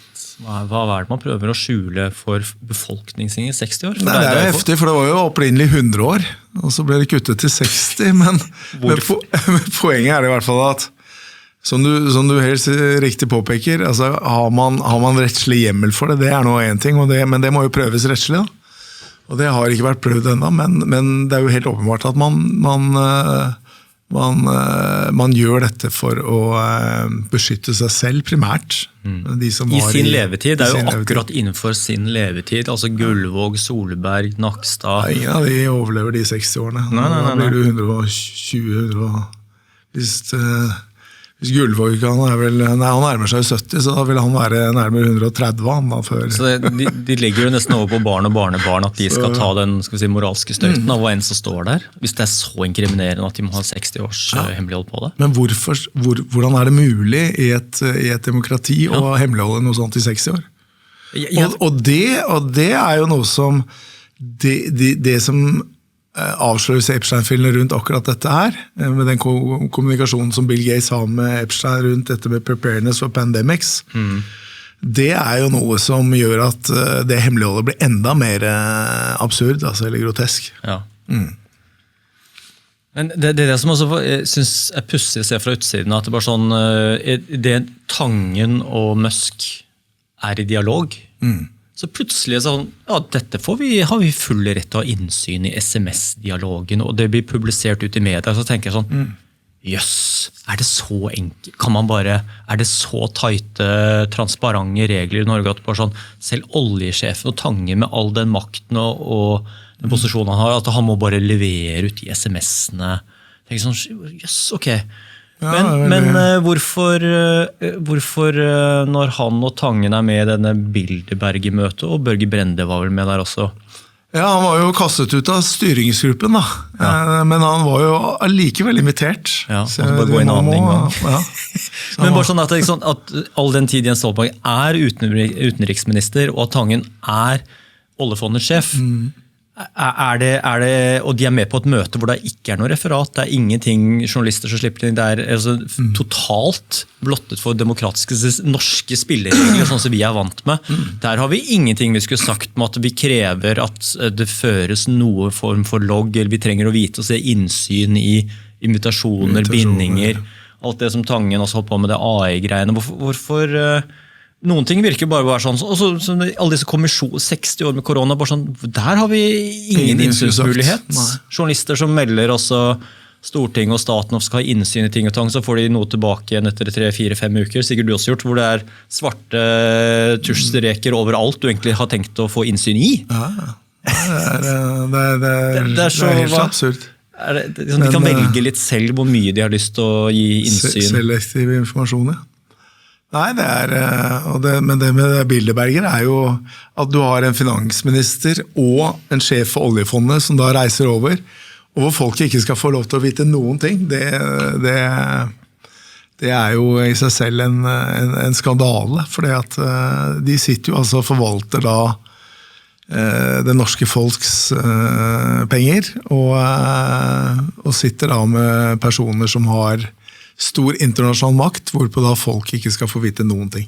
Men det riktig som du sier, at dette jo denne selektive informasjonsflyten, at plutselig så det 60 års hemmelighold. Det opplevde jeg i Nordsjødykkersaken også. Samme der også, at det var dokumenter der som var klausulert i 100 år, som jeg altså ikke fikk. Så bare den saken der, i og med at staten hadde bestemt det sånn, så var det dokumenter som kunne belyse saken, men det var umulig å få tak i. Jeg tror alle som en gang man tenker på hva det man skal beskytte her, så virker det det disse enkeltpersonene og kanskje kundeleverandører, ting som ikke ser helt pent ut med tanke på kanskje, altså forsikringer og alt dette her rundt pandemien og sånt. Og jeg tror alle forstår innforstått med at staten og regjeringen og politikerne skal ha visse nasjonale hemmeligheter som ikke vi befolkningen trenger å vite rundt som for eksempel forsvarspolitikk, hvor skal man legge ut våpeninnkjøp, ting som på en måte har en høy spionasjeverdi da. Så skjønner jo alle det at det visse sikkerhetsspørsmål vi ikke kan få redde på, som jo interesse for. Men når det kommer til sånne helt nasjonalt anliggende ting, hva skal russere eller kinesere eller Nord-Korea ha informasjon om vår koronahåndtering på en måte, og sånn, det gir ikke mening. Ingen logikk. Og som sagt, det hadde vært på sin plass å prøve dette rettslig, tenker jeg. Problemet jo at når du da prøver disse tingene rettslig mot de offentlige organer, så så møter du et rettsapparat som også veldig offentligvennlig, sånn at det gjør nok at mange tenker seg om 2 ganger, fordi at man vet at stort sett så vinner staten også i rettsapparatet. Men det funker ikke maktprinsippet da? I Norge, spør du meg? Nei, det funker ikke i det hele tatt. Og jeg synes jo det som vi nettopp så nå, at 169 stortingspolitikere samstemte om noe så viktig for folk flest, om en såkalt uavhengig granskingskommisjon i et tema som definitivt har engasjert norske folk, så viser jo bare det at det er ingen... Dette maktfordelingsprinsippet, det stopper jo allerede ved parlamentarismen, da, når du har et storting som ikke engang er villig til å utveksle uenigheter i forhold til noe så viktig som en kommisjon. Så du har de 4 statsmakter, hvis du tar med pressen. Det er jo den lovgivende, den utdømmende, den dømmende og pressen. Ja. Og i Norge så kan man med sikkerhet slå fast at checks and balances, som det het fra den gangen dette begrepet ble funnet opp under amerikanske grunnloven, den fungerer jo ikke ved at de passer jo ikke på hverandre, de beskytter hverandre heller. Så det er ikke noe reell kontroll mellom maktorganene, det er det ikke. Mange bruker at vi har et skinndemokrati. Ja, det er jo et ord. Demokratur er et annet ord. Så hva man vil betegne det som, det er nok mange meninger om, men jeg tenker i hvert fall at systemet som sådan, det fungerer ikke, i hvert fall ikke til fordel for folket flest. Og jeg tror nok at stadig flere føler at det spiller ingen rolle hva du stemmer på, og det spiller fordi at man er på en måte, man har ingenting man skulle sagt uansett. Jeg tror det er veldig mye sinne der ute når det gjelder dette systemet, så jeg tror ikke det bare, og Epstein-filen har jo egentlig bare bidratt til å øke det sinnet enda mer. Det er sinne, avmakt, men også brød og sirkus nok til at det blir sånn der, skal lille jeg ta denne kampen? Det er vel sånn folk tenker i dette landet, at jeg er forbannet, men hva kan jeg gjøre? Ja. Det er ingenting jeg kan gjøre, og så går hverdagen, og så forsvinner det litt sånn ut av det blå. Men det er jo skremmende det at rettsapparatet da også, der er det jo også vennetjenester vel så mye som alle andre stedene vi har snakket om. Det er veldig sjelden man problematiserer disse 3 rettsnivåene og rettsapparatet, og at dette her også er svingdører mellom politikk, og at det er nepotisme og vennetjenester mellom presse, rettsapparatet, politikerne. At vi hadde ikke et rettsapparat som jo flere og flere mister tilliten til, det er jo i så fall totalkrise. Synes jo den saken om formuesskatten er et glimrende eksempel. Den berører faktisk hele norske befolkning. Formuesskatten, det var jo noen gründere på fabrikkeiere på Sunnmøre som anla et søksmål om berettigelsen av denne formuesskatten. Ja. Og et veldig enkelt spørsmål, den er da i strid med menneskerettigheten og grunnloven, fordi at den har et konfiskatorisk prinsipp, ikke sant? Altså, poenget er at du eier denne koppen, men den genererer jo ikke noe penger. Det er jo en materiell ting. Men allikevel så skal du betale penger for å eie den koppen. Ja. Og det betyr jo at du i realiteten må da enten ta opp lån for å betale skatten på den koppen, eller at du må bruke av penger som du da har tjent til å betale for noe som er materielle ting, ikke sant? Eller selge rettigheter til koppen. Selge rettigheter. Rett og slett. Og det er et veldig enkelt juridisk spørsmål som dreier seg om noe veldig grunnleggende, om denne skatten er lovlig eller ikke. Og det spørsmålet skulle jo en domstol i Norge ta seg av på en helt vanlig måte. I stedet så velger jo da både tingretten, lagmannsretten og høyesterett å avvise søksmålet, fordi at de mener at, og høyesterett sier jo da, med tanke på de 4 saksøkerne, at saken har ikke allmenn interesse, sier de. Og når høyesterett, som landets øverste domstol, sier at formuesskatten som berører en hel nasjon, ikke er av interesse fordi at det er de 4 personene som har gått i sak, som da ikke får prøve saken, så sier det meg at Høyesterett for lengst har gått over i en politisk rolle. De har forlatt den juridiske, og så har de gått over til den politiske. Og så sier de at vi er et politisk verktøy for makta, for regjeringen Stoltenberg. Og det er jo uhyre skremmende at du kan sitte i et samfunn og ha et legitimt spørsmål. Du sier ikke at det er domstolens oppgave å konkludere om det er i strid med grunnloven eller ikke. Men så langt kom ikke disse saksøkerne fordi at domstolen rett og slett avviste å prøve saken. Og det for meg er nok et eksempel på at vi beveger oss i et system hvor disse maktblokkene, dømmende myndighet, lovgivende myndighet, utøvende myndighet, ikke gjør den jobben de er satt til å gjøre, men heller de er på en måte beskyttelsesmekanismer for hverandre. Og det er et veldig godt eksempel, synes jeg, og jeg skjønner ikke hvorfor ikke pressen har problematisert dette ytterligere, med tanke på at dette er jo noe som faktisk berører hele Norges befolkning. Så nå sitter vi altså med den absurde situasjonen at noen tøffe gründere på Nordvestlandet har forsøkt, brukt masse ressurser og penger på å prøve å få en sak inn på veien av egentlig som hele folket har interesse av, og hvor du da har fått en domstol som opptrer mer politisk enn juridisk. Og det er ikke første gang, men NAV-skandalen er også et veldig godt eksempel på at domstolene opptrådde politisk, ved at i stedet for å forholde seg til lovens bokstav, så valgte man heller å gjøre sånn som politikerne ville at domstolen skulle gjøre, nemlig å slå ned på dette med de som reiser ut av landet og tok med seg trygden til andre EØS-land, for eksempel. Ja. Så det er ganske like eksempler, det der.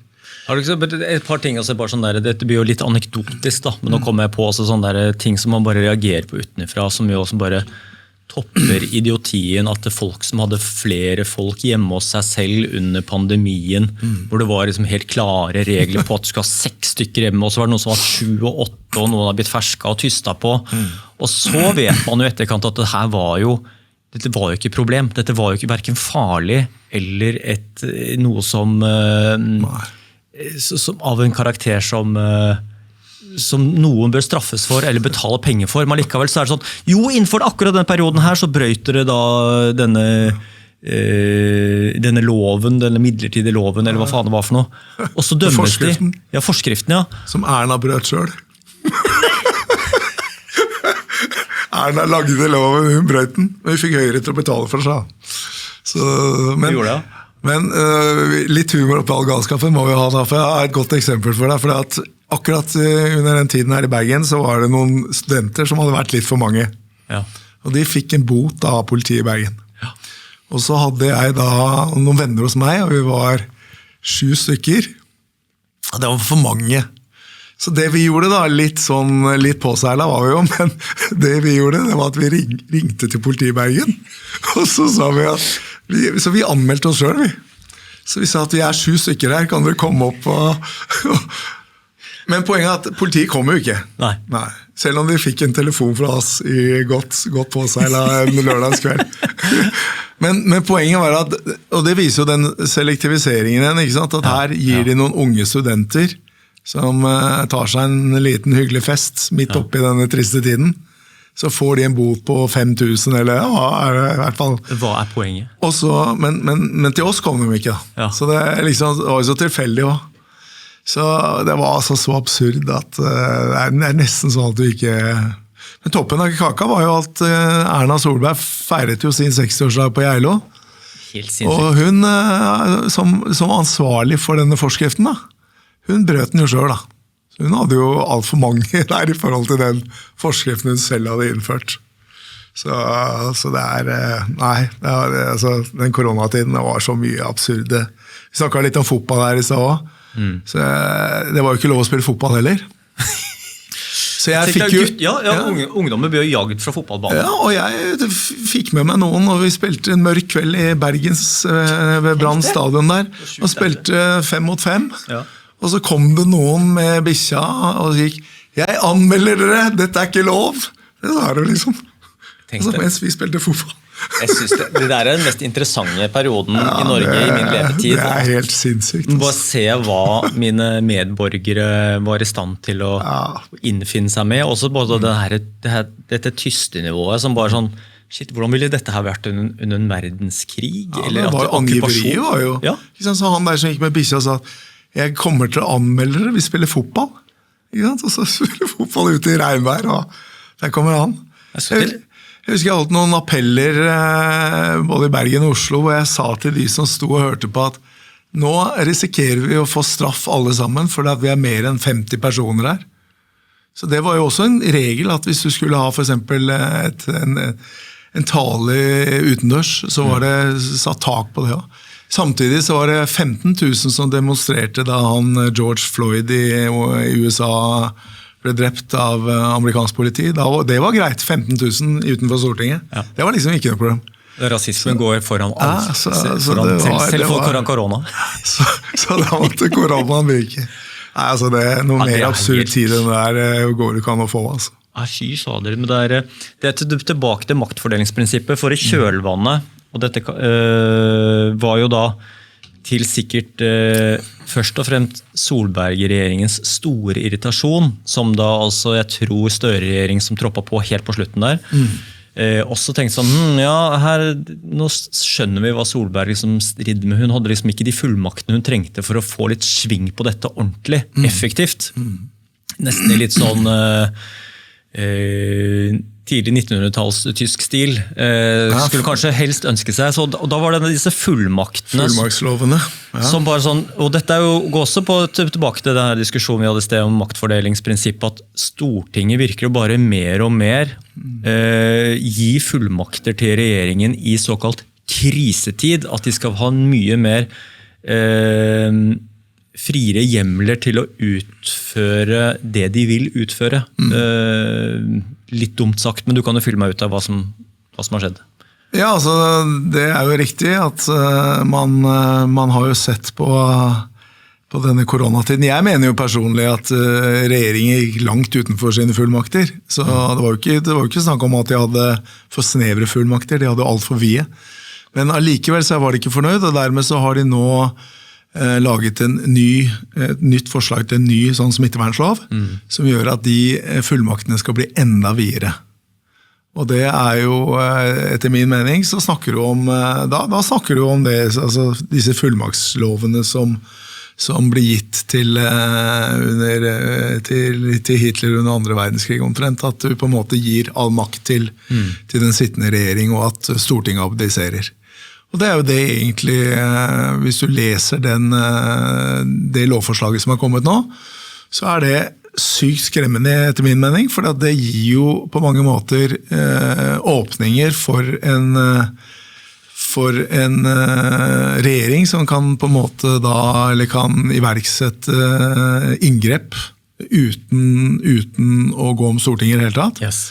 Og da du inne igjen, da på en måte Stortinget abdisert da, fra den rollen det skal. Praktisk, da snakker vi lockdown. Ja, tvangsmedisering. Tvangsvaksinering, for Tvangsvaksinering, reiseforbud. Reiseforbud, så mye av det samme, tvangsinternering. Så det var jo... For å ta, siden vi må ha litt humor I dette her, så jeg kom på Gardermoen I mai 2021, og hadde vært og besøkt presidenten I Uganda I forbindelse med en sak som gjelder Uganda-Norge. Og da var jo regelen slik at det satt en sur politidame og sa at ja, hvor har du vært? Nei, jeg har vært I Afrika, sa jeg. Og sa han, ja, du vet at du skal I karantene? Og da sa hun jo at, nei, det skal jeg ikke, sa jeg. Ja, da må vi opprette en straffesak. Sånn var det på den tiden. Ja. Og så var det jo da må vi ta ja, hva har du gjort på disse reisene? Og så det var varmt den dagen, så jeg hadde en shorts, og der var visittkortet til presidenten I Uganda. Ja. Så jeg kastet det på bordet og sa at ring han her, så får du liksom høre hva jeg gjorde. Ja. Og da så hun liksom the presidency of Uganda. Så fikk jo hun litt hetta da. Og da var det på en måte, ok, det var greit, der kunne jeg gå. Og mens jeg da gikk, så sto det altså 60 folk stua sammen og ventet på at de skulle tvangsinterneres, for de måtte altså 5 dager på hotell, ikke sant? Og da sto de i gang tett i tett. Men altså, det viser jo, men tilbake til det forslaget som nå på trappene. Da. Det er mange som har avgitt høringssvar. Fristen var vel 8. april, tror jeg. Og det er et nytt eksempel på at man er villig til å gå enda lenger ved neste såkalte krise. Så det er ganske utrolig at et så samstemt storting også er villig til å regulere folks privatliv i enda større grad enn det de gjorde under korona.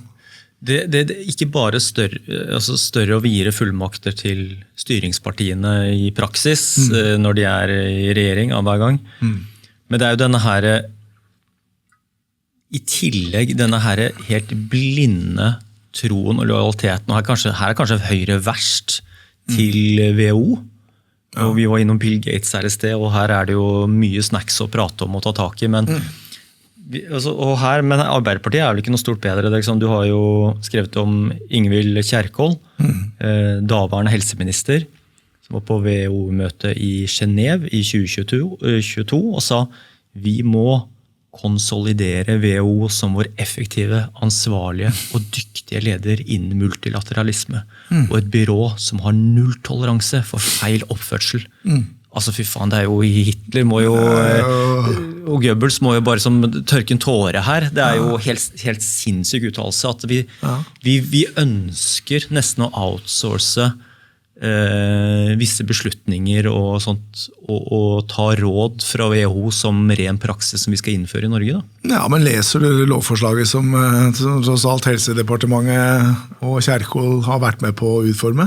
For det begynte jo med hennes tid, så fortsatte det jo. Nå er det jo Vestre som helseminister. Hvis du leser mellom linjene der, så er det akkurat det de ønsker. At man skal outsource, jeg synes det er et veldig godt begrep, outsource liksom vår egen integritet til høyere makter. Så, og det vil jo sikkert noen som ser på si at nei, det tror vi ikke på, men det er bare å gå inn og lese lovforslaget, og så gå og se på hva Kjerkol selv sa i 2022 på den konferansen. Og ikke minst se hva senere helseminister også hva blant annet Vestre har sagt om dette. Han sa jo på den konferansen for ikke så lenge siden, så sa jo Vestre det at tvangsvaksinering kan bli en nødvendighet. Vi ønsker det ikke, men det kan bli. Så han gir jo på en måte han legitimerer jo for at det kan være et han sier jo selvsagt på en måte som gjør at det høres kanskje ikke så farlig ut for alle, men han som helseminister som har det konstitusjonelle ansvaret, sier jo det at det kan ikke være en utenkelighet å tvangsmedisinere eller tvangsvaksinere da folk. Det er jo da siste utvei, som man sier. Bare det å ha den tanken, det å sette i sammenheng med det World Health Organization egentlig har prøvd på lenge, det bør grøsse flere enn oss. Ja, men det virker jo helt spinnvilt. Og at ikke det forslaget, og der også må jeg rette kritikk mot pressen, at ikke pressen som skal være, som har en vaktbikkjerolle, ikke kan se med mer kritiske øyne på det lovforslaget.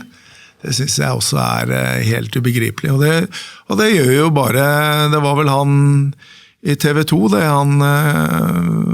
en av disse journalistene i TV 2 som i hvert fall erkjente Gaddafi? Ja, han erkjente i hvert fall at en samlet presse gikk i takt, og ikke en eneste stilte et kritisk spørsmål, og det innrømmet han at det var bekymringsfullt.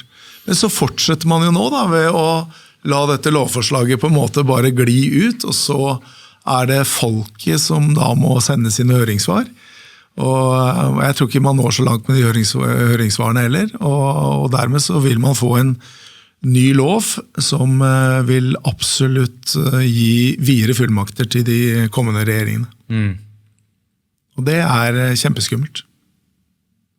Så er jo spørsmålet da kan man jo angripe disse lovene rettslig, det er en mulighet man har. Men med tanke på at domstolen i Norge har vist seg som et veldig sånn offentligvennlig apparat, så er det også en veldig sånn tungvint prosess som ikke nødvendigvis man kommer så langt med. Men hva den her... Jo, dette jo et annet problem også, virker for meg at ja, så tenker vi, ok, men Stortinget der må det være nok motstand når Arbeiderpartiet og Høyre de vil lefle med dette her WHO-spøkelset, holdt på å si, sånn WHO-lojaliteten, hvor at vi skal outsource veldig mye av dømmekraft og råd, at vi skal bare ta imot beskjed på hva vi skal gjøre ved den neste krisen. Veldig beleilig, lojalt opplegg, men jeg vet ikke om det disse plattformene, disse her regjeringsplattformene, hvor Arbeiderpartiet og Høyre alltid og kommer til å måtte være avhengig av støttepartier. Det for eksempel typisk eksempel at med Støre-regjeringen og alle de partiene han avhengig av for å holde makta, at han må please, så får de oppfylt, altså de går ikke da i opposisjon hvis Støre, for eksempel regjeringen vil ha da enda strammere og videre fullmakter ved for eksempel dette her da vi snakker om nå. Og da blir beskjeden til støttepartiene at dere får innfridd disse tingene som gjør deres parti, da har dere fått gjennom det som for deres velgere, men da må dere støtte oss i denne saken her, selv om det og da forsvinner jo hele den opposisjonen mot disse tingene her, fordi at man har disse regjeringsplattformene hvor mindretallsregjeringer pleaser støttespillerne sine. Ja, men det vel akkurat det vi så nå på dette dieselbrølet som pågikk, hvor Senterpartiet faktisk gikk ut av den såkalte kollektive avtalen som var gjort, og fikk ramsalt kritikk for det, fordi at det var et løftebrudd som de andre partiene så selvsagt svært negativt på. Men det ligger vel i den kjerne at man har gjort avtaler på kammerset som gjør at disse partiene skal være tro til Dovre faller, og med det så kan i realiteten regjeringen da få flertall uansett, fordi at man har hestehandlet før, og dermed så sitter man trygt og vet at for eksempel at denne smittevernloven, selv om noen partier muligens har innvending mot det, så vil den allikevel gå igjennom. Sånn tenker jeg der. Ja. Så det var interessant å se at man beskyldte Senterpartiet for løftebrudd fordi at man da Senterpartiet ønsket å være på folkets side. Man mente at man måtte sette at dette begynte å bli for ille, at her måtte man gjøre noe, og så gikk man da slik at Stortinget fikk flertall. Men du så jo hvilke reaksjoner det fikk, og det sier i hvert fall meg at de avtalene som gjort, de på en måte hellige innad blant regjeringen og samarbeidspartiene, sånn at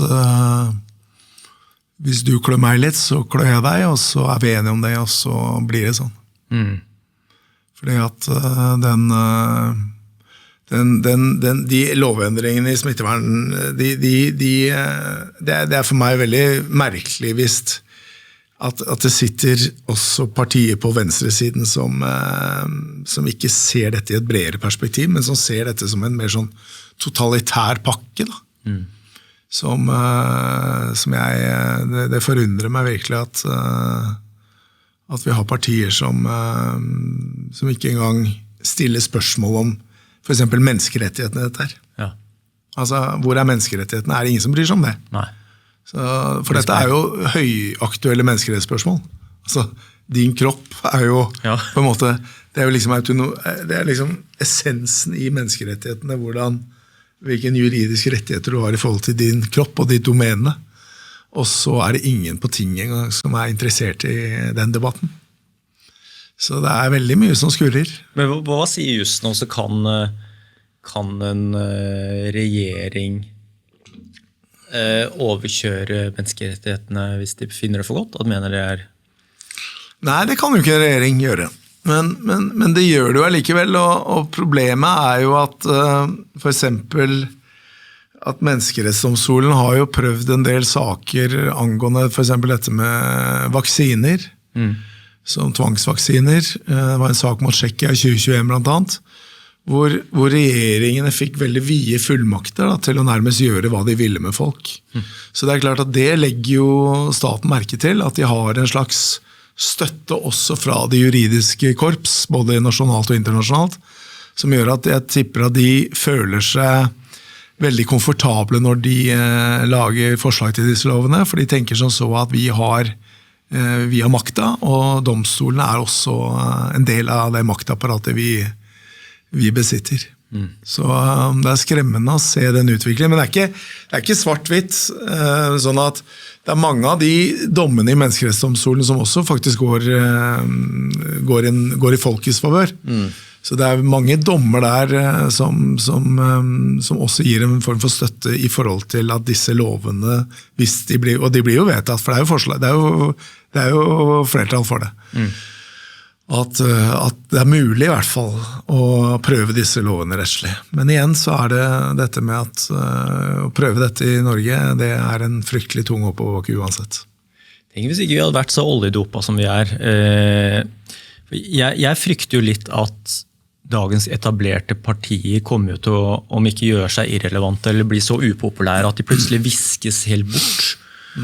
Og vi får alternative partier som såpass nye og fremoverlente og veldig på ballen for hurtige endringer, som jo også gjør det liksom, hva slags fullmakter ligger der for nye makthavere som kommer kjapt til fordi folk møkklei. Og liksom, hvis man hadde tatt vekk disse oljepengene, så kan du banne på tror jeg at Arbeiderpartiet og Høyre og Stortinget hadde skjøttet landet bedre med flere stressfaktorer og måtte faktisk gjort viktige prioriteringer.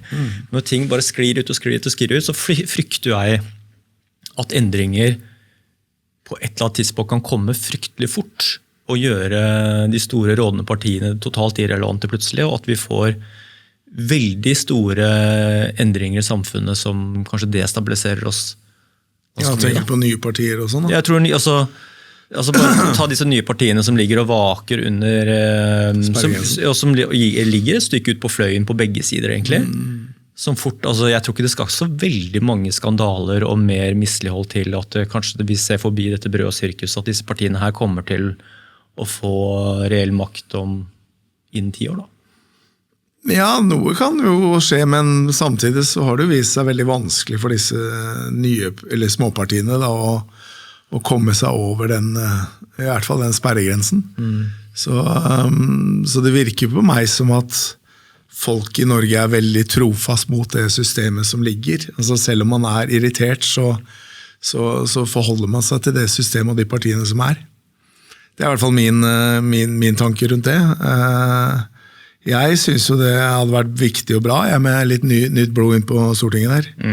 Men sånn som det ligger an nå, så virker det ikke på meg som det noen partier som i hvert fall i nær fremtid kapable til å true de etablerte. Ja. Kunne vi, som en sånn siste punkt her, for dette jo litt sånn intrikat også, men jeg synes det dritinteressant, og dette her går egentlig inn i maktfordelingsprinsippet samtalen vår, hvor du har skrevet veldig bra om 2010, det året da Høyesterett ga grønt lys for sende milliarder liksom, inn i skyggen, inn i skatteparadiser. Så liksom, da vi tilbake til hva skjer med rettsapparatet og disse advokatfirmaene som du sikkert kommer til å snakke litt om nå. Og spørsmålet jo, hvor mye slusing av norske penger forsvinner inn i skatteparadiser gjennom disse advokatfirmaene og disse smutthullene hvor innsyn og kontroll virker helt umulig på grunn av juss. Hvis vi går tilbake til 2010 da, for den dommen jo veldig... Det var vel ved juletid i 2010 at Høyesterett bestemte seg for at Økokrim ikke skulle få innsyn i klientkontoene til advokatfirma Thommessen, som da på den tiden hadde slust minst 7,5 milliarder kroner inn i diverse sånne skatteparadiskonti. Og begrunnelsen til Høyesterett var jo at dette var taushetsbelagte opplysninger som måtte da ha det forrang for Økokrims eller samfunnets interesse for innsyn.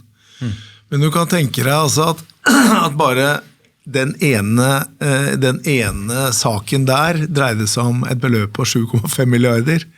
Så kan du tenke deg hvor ekstremt mange milliarder som ga gått inn i særlig de store norske advokatfirmaene, og slust inn i diverse skatteparadiser.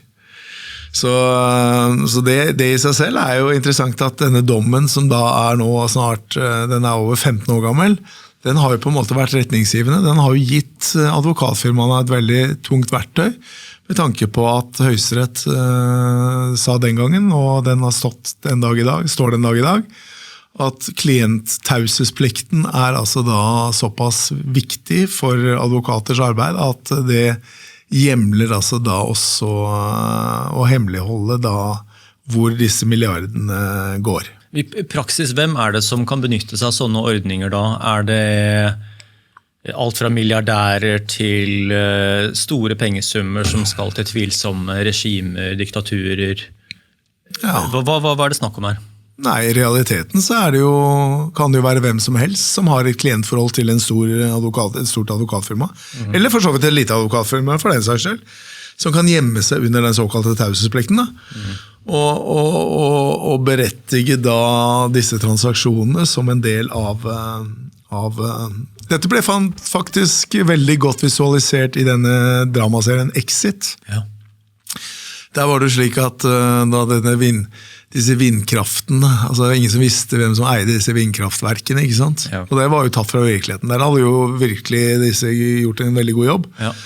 Og laget et veldig virkelig. Så der var det jo en advokat som sa at no problem gutta, fordi at Høyesterett har gitt oss full beskyttelse. Så da brukte man jo den dommen I den serien også.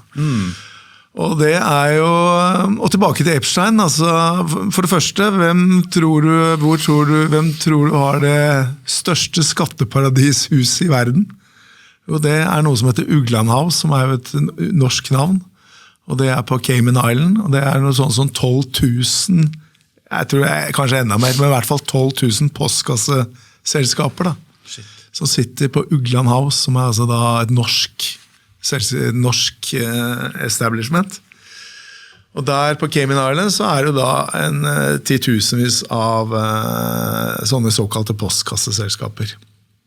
Og tilbake, siden vi har vært en del innom Epstein-filene, Epstein skriver jo en e-post til Terje Larsen, så skriver han jo det om Ugland House.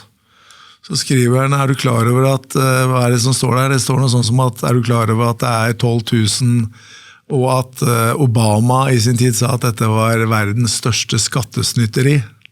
Det står I den e-postkorrespondansen mellom de to.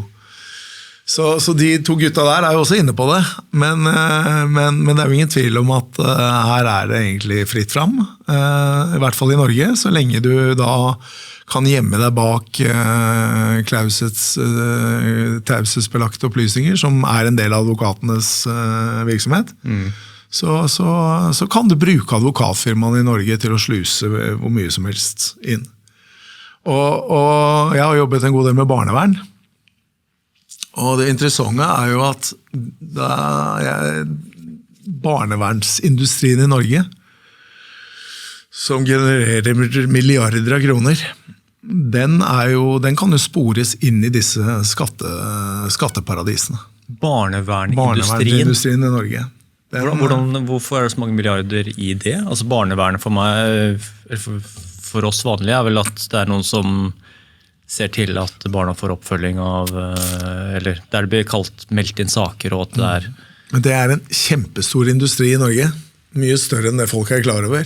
Og det mange som tjener mye penger på det, og det var blant annet så ble det avdekket, og det var vel, jeg mener det var VG som avdekket det for mange år siden, men da var det en stiftelse som kalte seg for Fyrlykta, som fikk millioner av kroner av norske stat for å drive såkalt barnevernsinstitusjoner da.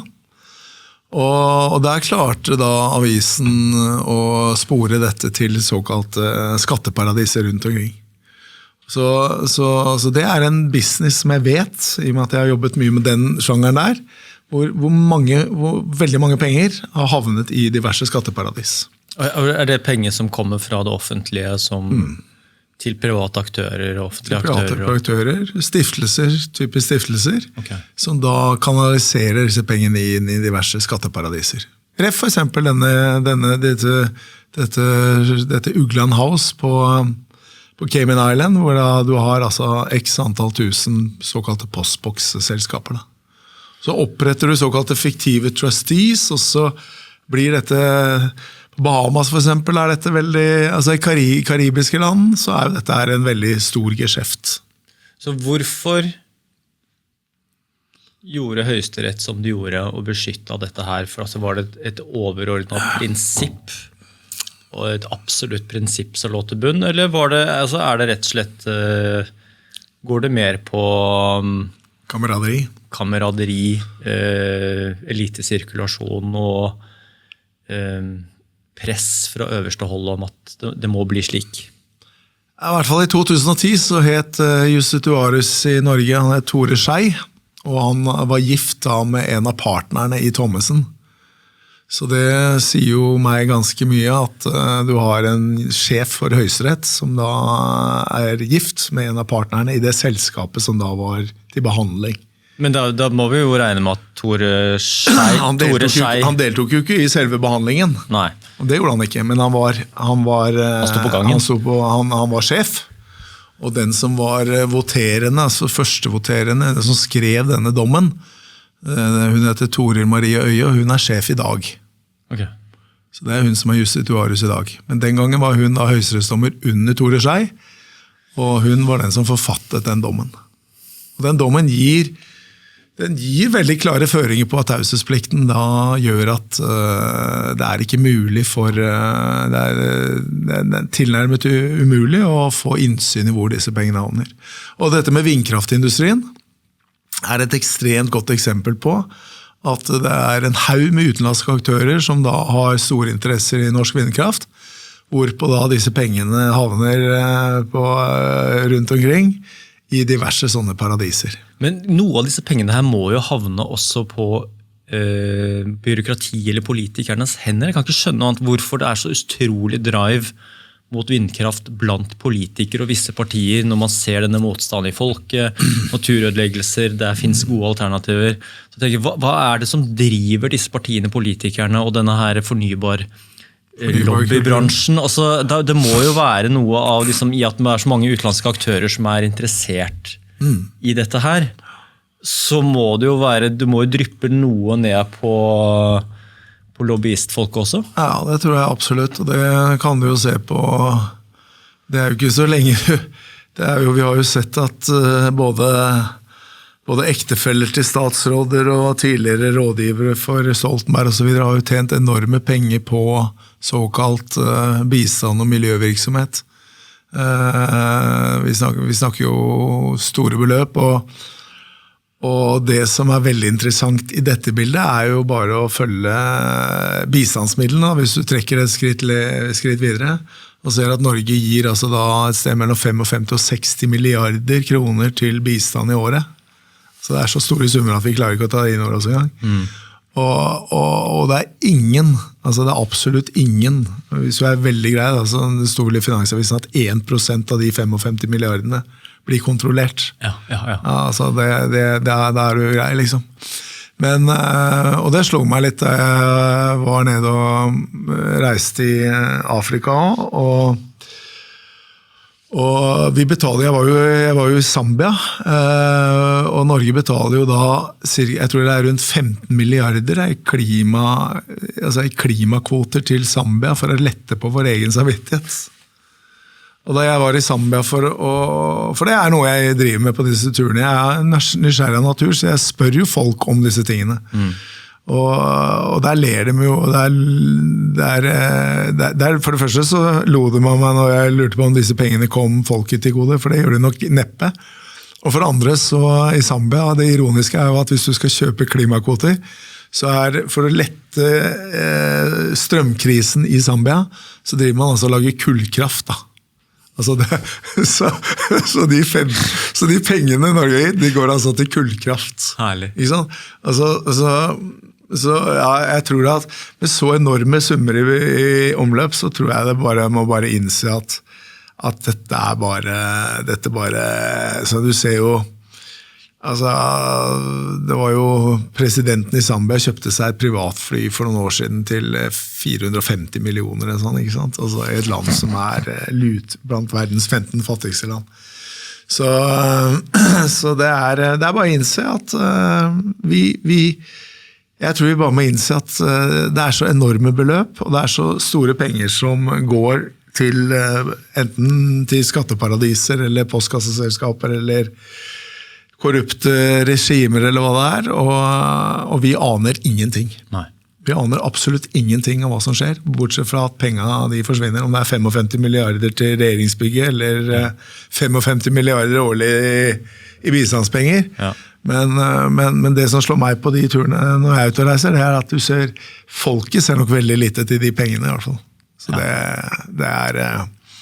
er en symbiose her hvor makta, ja, og det blir jo, bare tenk på de, altså nå, det er ikke lenge siden Barth Eide sto på talerstolen og skrøt at 170 nye milliarder skulle gå til Ukraina, og vi vet jo det at det er ingen som fører kontroll med de pengene.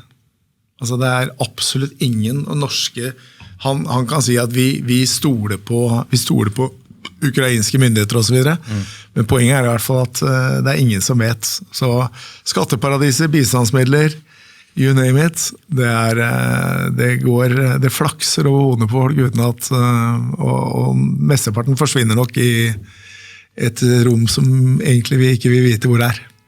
Men dette her med, vi glemte å nevne det her med, som skjedde i 2016 med Panama Papers, så plutselig så får man da rede på at DNB har hjulpet kunder med å skjule formuer i skatteparadiser. Det er riktig. Det er jo helt spinnvilt. Det var Panama Papers. Da begynner jo det her å snøre seg ordentlig igjen med... Og det var under tiden til Rune Bjerke, da, altså bestekompisen til Jens Stoltenberg. Hvordan han fikk jobben som sjef i DNB, det er jo veldig mange den dag i dag som lurer på. For det var jo folk som var langt bedre kvalifisert enn han. Men han ble jo da utnevnt som DNB-sjef, og er i hvert fall en av bestevennene til, og kona hans satt jo også som statssekretær i Stoltenberg II-regjeringen. Ja, ok.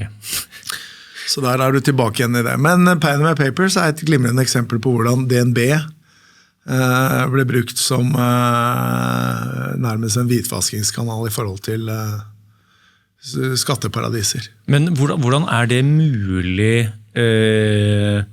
at DNB greier å skjule spor og et statlig deleid statlig selskap?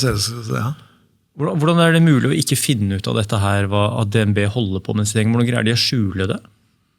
Nei, altså rutinene har i hvert fall ikke vært på plass. Et godt eksempel fra Namibia. Der var det jo en kjempestor korrupsjonsskandale som involverte politiske topper på Island, som betalte regjeringstopper i Namibia under bordet for å få diverse tillatelser og så videre, ikke sant? Hundrevis av millioner som da ble slust inn til disse toppene i Namibia. Og hvilken bank var det de brukte? DNB. Jeg var jo i Namibia nå nylig, så jeg fikk jo litt innsyn i nettopp det. Ja. Det skal jeg faktisk skrive litt om, det driver jeg og lager noen artikler på. Okay. Så det, men igjen, altså DNB og det samme, altså DNB var jo involvert også i den Epstein-Drammensveien-skandalen også. Okay. Så det er mange eksempler å ta. Men, så det er ingen konsekvenser her for DNB? Nei.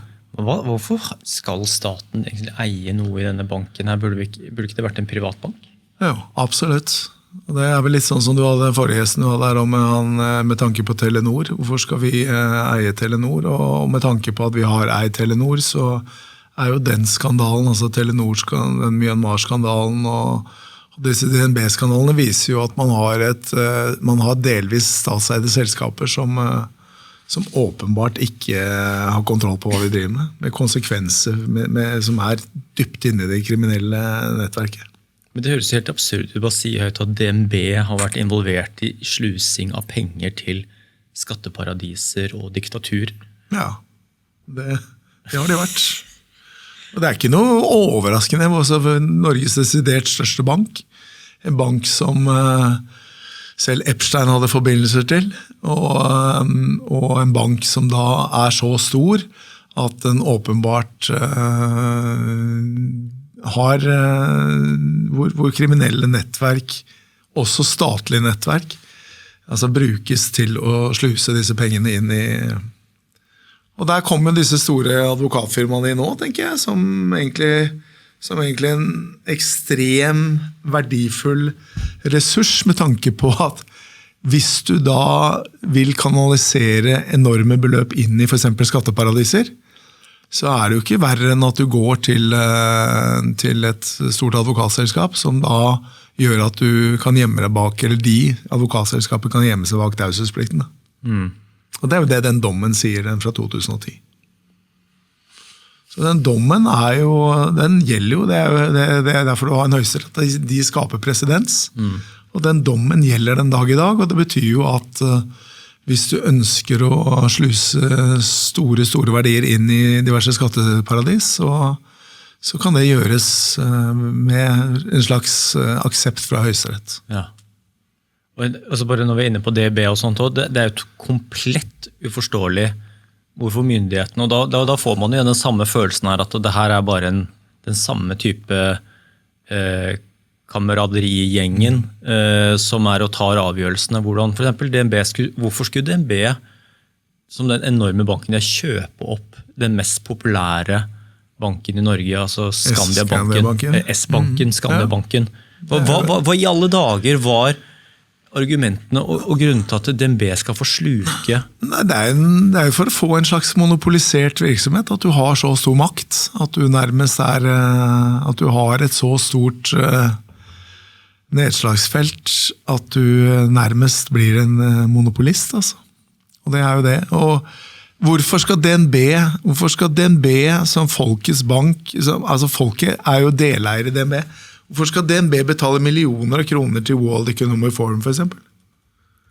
Altså, folk må jo være klar over at vi sponset jo deler av lønna til Børge Brende, hentet jo ut nærmere 20 millioner i året som sjef for World Economic Forum, som en stiftelse. Altså, i henhold til sveitsisk lov så skal jo ikke man tjene penger engang på å sitte der. Nei. Men han klarte å hente ut nærmere 20 millioner, og blant måten det ble finansiert på, en ting var jo at da han satt som utenriksminister frem til 2017, så overførte jo da Utenriksdepartementet bistandsmidler til World Economic Forum. Tenk på det. Og så i tillegg da så betaler altså da store norske selskaper som Equinor, DNB, Hydro og så videre, og Telenor, store penger, store summer hvert år for å på en måte få lov til å delta på World Economic Forum. Så det betyr jo i realiteten at det norske folk sponser da noe, altså World Economic Forum. Ja. Det jo noe hinsides, det jo sånn, noen av de der kontingentene for å få være med på World Economic Forum jo sånn i millionklassen. Så det jo liksom så folk flest har nok, jeg tror nok for vanlige folk så dette spillet så, det ikke mulig å skjønne dette spillet, for det så enorme summer, og og det har jo virkelig denne siste tiden vist, at liksom, hvorfor skal LO, landsorganisasjonen, få, de har fått i bistandsmidler av Utenriksdepartementet? Jeg tror det sånn 700 millioner og sånn. Ja. Altså det så enorme beløp, men hvorfor skal en landsorganisasjon, en fagforening, få bistandsmidler fra Utenriksdepartementet? Ja. Og sånn går det, og dette altså sånn det har pågått i alle disse årene, og så det nå plutselig at folk begynner, takket være disse filene, at man har fått opp øynene litt, men det jo igjen, altså vi pirker bare en bitteliten overflate, som gjør at det totale bildet her jo helt hinsides absurd. Det jo jeg får en sånn Bismarck-følelse at du har ikke lyst, jeg har bare lyst til å spise denne pølsa her, jeg har ikke lyst til å vite hvordan den lages. Nei, og det vel der, og det jo kanskje det folk vel kanskje det folk tenker da, at dette så heftig at vi får bare spise tacoen vår og gå en søndagstur og på en måte leve livene våre, og så får dere, men Men det jo klart, altså bare det regjeringsbygget som bygd nå, altså det totalkostnaden på det vil jo bli nærmere når det blir ferdig. Sikkert nærmere 60 milliarder. Jeg har jo gjort dokumentar på dette her, som vi så skal pusle litt på og gi ut på nytt igjen, men jeg tror vi kommer på 100, jeg og ChatGPT, vi tar high five på 100 milliarder. For det kommer jo til å bygge ut inn 3, ikke sant? Når man dysset det ned, men man ser at det ikke plass til alle, og vi må ha et trinn til, som jeg vet Arbeiderpartiet skal ha. Så da blir det garantert 100. Garantert. Det jo, ja. Og jeg tviler ikke I det hele tatt. Nei, du har helt sikkert rett. Men det Jonas Gahr Støre sa, når han fikk et kritisk spørsmål om dette var liksom, om det ikke ble dyreste laget, så sier han på en måte at det hele folk, altså, det minte meg litt om solkongen fra Frankrike, da folket sulta før den franske revolusjonen, så sa jo solkongen, staten, det meg, sa han, ikke sant? Og da var det jo liksom, vi som har vært litt interessert I historie, han sa jo det at folket, dette Versailles-slottet, dette enorme praktbygget, ikke sant? Da sa jo han for å rettferdiggjøre det at se hvor vakkert det folket kan se hvor vakkert de har det. Og det jo litt det samme Støre sa når han sier at ja, men dette jo et bygg som skal stå I hundrevis av år, og som folket kan glede seg over. Det var liksom litt samme argumentasjon altså, ble brukt av dette hinsides Versailles-slottet. Som vi har besøkt Versailles-slottet, så det liksom en galskap av en annen verden. Jeg ville jo tenkt at hvis regjeringskvartalet så ut som Versailles-slottet, så vi tenkte, ok, dette her har faktisk folk arkitektonisk glede av I 400-500 år frem I tid. Kanskje. Det verste jo at I researchen av det her, og det var Ola Borten Moe som fortalte meg, at det finnes jo tegninger av et regjeringskvartal som ser ekstremt vakkert ut, som da en forlengelse av denne, jeg tror den heter G-fløya, den juridiske, der hvor Justisdepartementet sitter.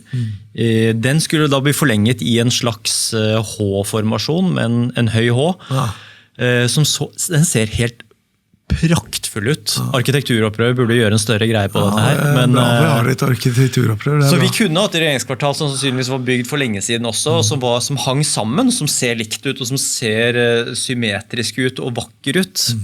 Men vi hadde jo bare da regjeringskvartalet sett vakkert ut I det minste, men det gjør ikke det heller. Det ser jo helt grusomt ut. Men det klart at når han, solkongen sa at se hvor vakkert Versailles-slottet så sulta jo folket. Altså det hjelper ikke at det vakkert når folket sulter.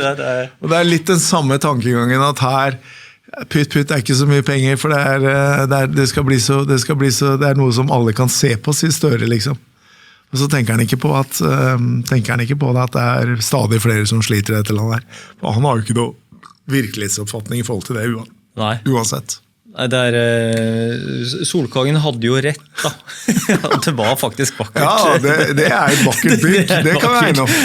Men det den absurditeten. Du kan jo ta den samme diktatoren som ble henrettet I Romania, og som bygde verdens største palass, ikke sant? Han prøvde jo også å si at dette en slags gave til folk. Men det jo gave. Så jeg tror det en sånn mangel på bakkekontakt som ganske fascinerende. Altså det jo mer det skrives om det, det ikke noe tilflukt, altså den antallet eller kapasitet eller mangel på tilfluktsrom jo helt for det, jeg tror man skal bare løpe ut I gaten egentlig, hvis det skjer noe. Og så det de milliardene man har pumpet inn for å prøve å finne alle mulige tenkte trusler mot regjeringskvartalet, underfra, sidenifra, biler, bomber, Ring 1, den Hammersborg-tunnelen. Droneangrep da? Nei, det ikke så farlig. Det ikke så farlig. Nei da, men det klart folk, men det vel som du sier igjen, at folk resinerer vel litt. Jeg tenker vel som så at jeg bare en sjel og en skjorte, og det ikke noe jeg får gjort, så jeg må bare leve livet mitt så godt jeg kan. Og så fortsetter jo denne galskapen som vi pirker litt I nå, den fortsetter jo for full styrke. Men jeg tror nok kanskje at det nok kanskje ikke nok folk I Norge til å demonstrere tilstrekkelig mot dette her. Det skal være en demonstrasjon I Bergen nå 2. mai, og det jo en demonstrasjon mot såkalt offentlig sløsing. Burde jo vært veldig mange som kommer, men jeg tipper at det blir noen 100, og det blir nok ikke så mange flere enn det. Det interessant, altså Stalins sitat. Jeg tror faktisk ikke det hans sitat, men det ofte han som blir tilskrevet det. Det jo en persons død en tragedie, og 1 million statistikk.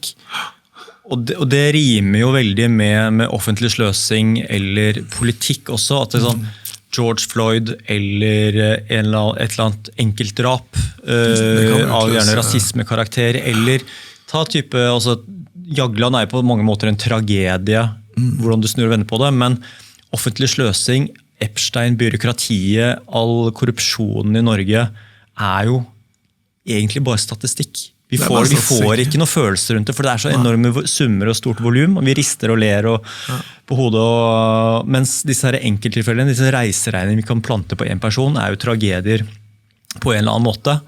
Og de setter inn, de gjør inntrykk. Og så det rett og slett at Stalin hadde rett på akkurat det der. Og det samme med Goebbels, propagandaministeren til Hitler, han hadde også rett med å si at gi litt i samme gata, at hvis du gir folket liksom en følelse av tilfredsstillhet, så går det meste greit. Da har du kontroll på folket. Eller gi de en fiende, sånn som for eksempel peke ut en fiende, så har vi kontroll. Kampen mot viruset. Kampen mot viruset, for eksempel. Ikke sant? Så den jo veldig illustrerende i forhold til hvordan de klarte å holde majoriteten av norske folk på full kontroll. Ja. Og det har de nok lært av. Det nok litt av grunnen også til at de såpass frimodige når de skal skrive ny smittevernlov. De så at det gikk bra forrige gang, så hvorfor det går bra neste gang også. Så vi var flytte grensene litt for hver gang. Jeg må bare si at det igjen da, dette jo andre episoden vi gjør, men dette her, for meg, og så får folk høre på eller dømme det selv også, men dette utrolig frustrerende, provoserende, men også oppklarende samtaler med helt offentlig informasjon. Altså vi sitter jo ikke her og bare spekulerer eller kaster ut noen. Vi kommer med noen, i hvert fall jeg da, kommer med noen sånn saftige uttalelser innimellom som kanskje ikke 100% treffsikre. Men altså alt vi egentlig snakker om her i dag jo stort sett offentlig informasjon, ting som der ute og prosesser. Ikke bare at det offentlig informasjon, men jeg synes faktisk vi har dysset det litt ned. Ja, vi har vært litt for snille. Det faktisk sånn at vi har vært nesten litt for snille. Så vi kunne godt, men jeg tror det taler for seg selv. Ja, det. Og men ok, det i hvert fall veldig kjekt å se at det flere som våkner, det flere som... Men om det har noe effekt, det jeg mer usikker på i forhold til det som du sier, at det blir så mye for folk å ta inn over seg at folk tenker vel sånn så at jeg får bare gå videre med mitt liv, og det lite jeg kan gjøre, fordi at dette et system som ikke jeg kan, det ikke noe tragedier, det et system som ikke jeg har noen mulighet til å påvirke. Jeg må oppfordre deg som hører på, gå inn på Facebook, gå inn på Marius Reikerås sin profil, offentlig, følg han, og det det mange andre tusen som gjør, og lik og del det som dukker opp der. Du ikke akkurat lat på Facebook, det kommer jo gjerne 3-4 innlegg for dagen der, så det mer enn nok å bite tak i.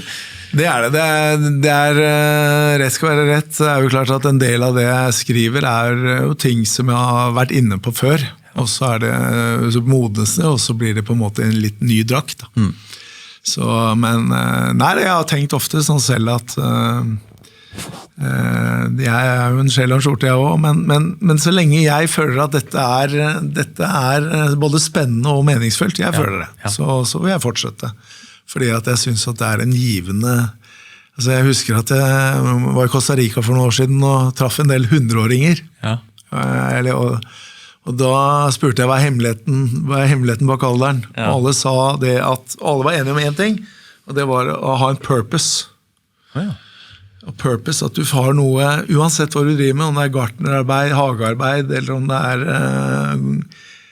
jogging, eller hva det men du må ha en eller annen som gir deg en slags engasjement og livsglede. Og det synes jeg dette for mitt vedkommende har gjort, for at jeg synes det spennende. Og det givende, og det klart at og jeg sitter på en del kunnskap, og det synes jeg er moro å kunne dele litt av den, og forhåpentligvis vekke noen, og så får vi se hvordan det går. Men det klart, det som du sier at jeg tror nok at folk flest tenker som så at hverdagen, den omfavner seg selv, og det livet man har, og det for så vidt fair det, men så må vel kanskje folk ta et standpunkt da, om man skal på en måte bare akseptere at dette virkeligheten. Hundrevis av millioner eller milliarder som kunne vært brukt til noe annet, de går til andre ting. Og så får man akseptere det, eller innse at sånn virkeligheten. Ja, nei, det var fine avsluttende ord på episoden, synes jeg. Vi bikket 2-timersmerket for lengst. Ja. Så må jeg si takk for praten, takk for tiden. Ja, takk for praten. Ja. Det kjekt å prate om dette her. Så skal vi plugge annonsørene på tampen her også. Du får selvfølgelig med deg, jeg synes du skal få med deg en ekstra bunke med Comfy Balls, siden du reiser mye og så produktiv på Facebook, så skal du få grafse det nede i pappkassen her, hvis du vil det. Og så må jeg også nevne en annen sponsor, som vi får håpe ikke blir slukt av DNB, nemlig Folio, som jo en bank, vi snakket om Mestbanken tidligere, jeg vet ikke om jeg skal si det høyt, men Folio, som da en sponsor av denne podden, men også da en banktjeneste på toppen av Sparebank1, minner veldig om, skal vi si, den gode følelsen av å gå inn i nettbanken. Ja. Veldig enkel og veldig, men jeg tror det bare bedrifter som kan bruke det. Jeg lurer på om privatpersoner også, men det i hvert fall Sparebanken1 som motoren under, så jeg tror ikke DNB kommer til å sluke podcastens sponsor Folio. Enn så lenge.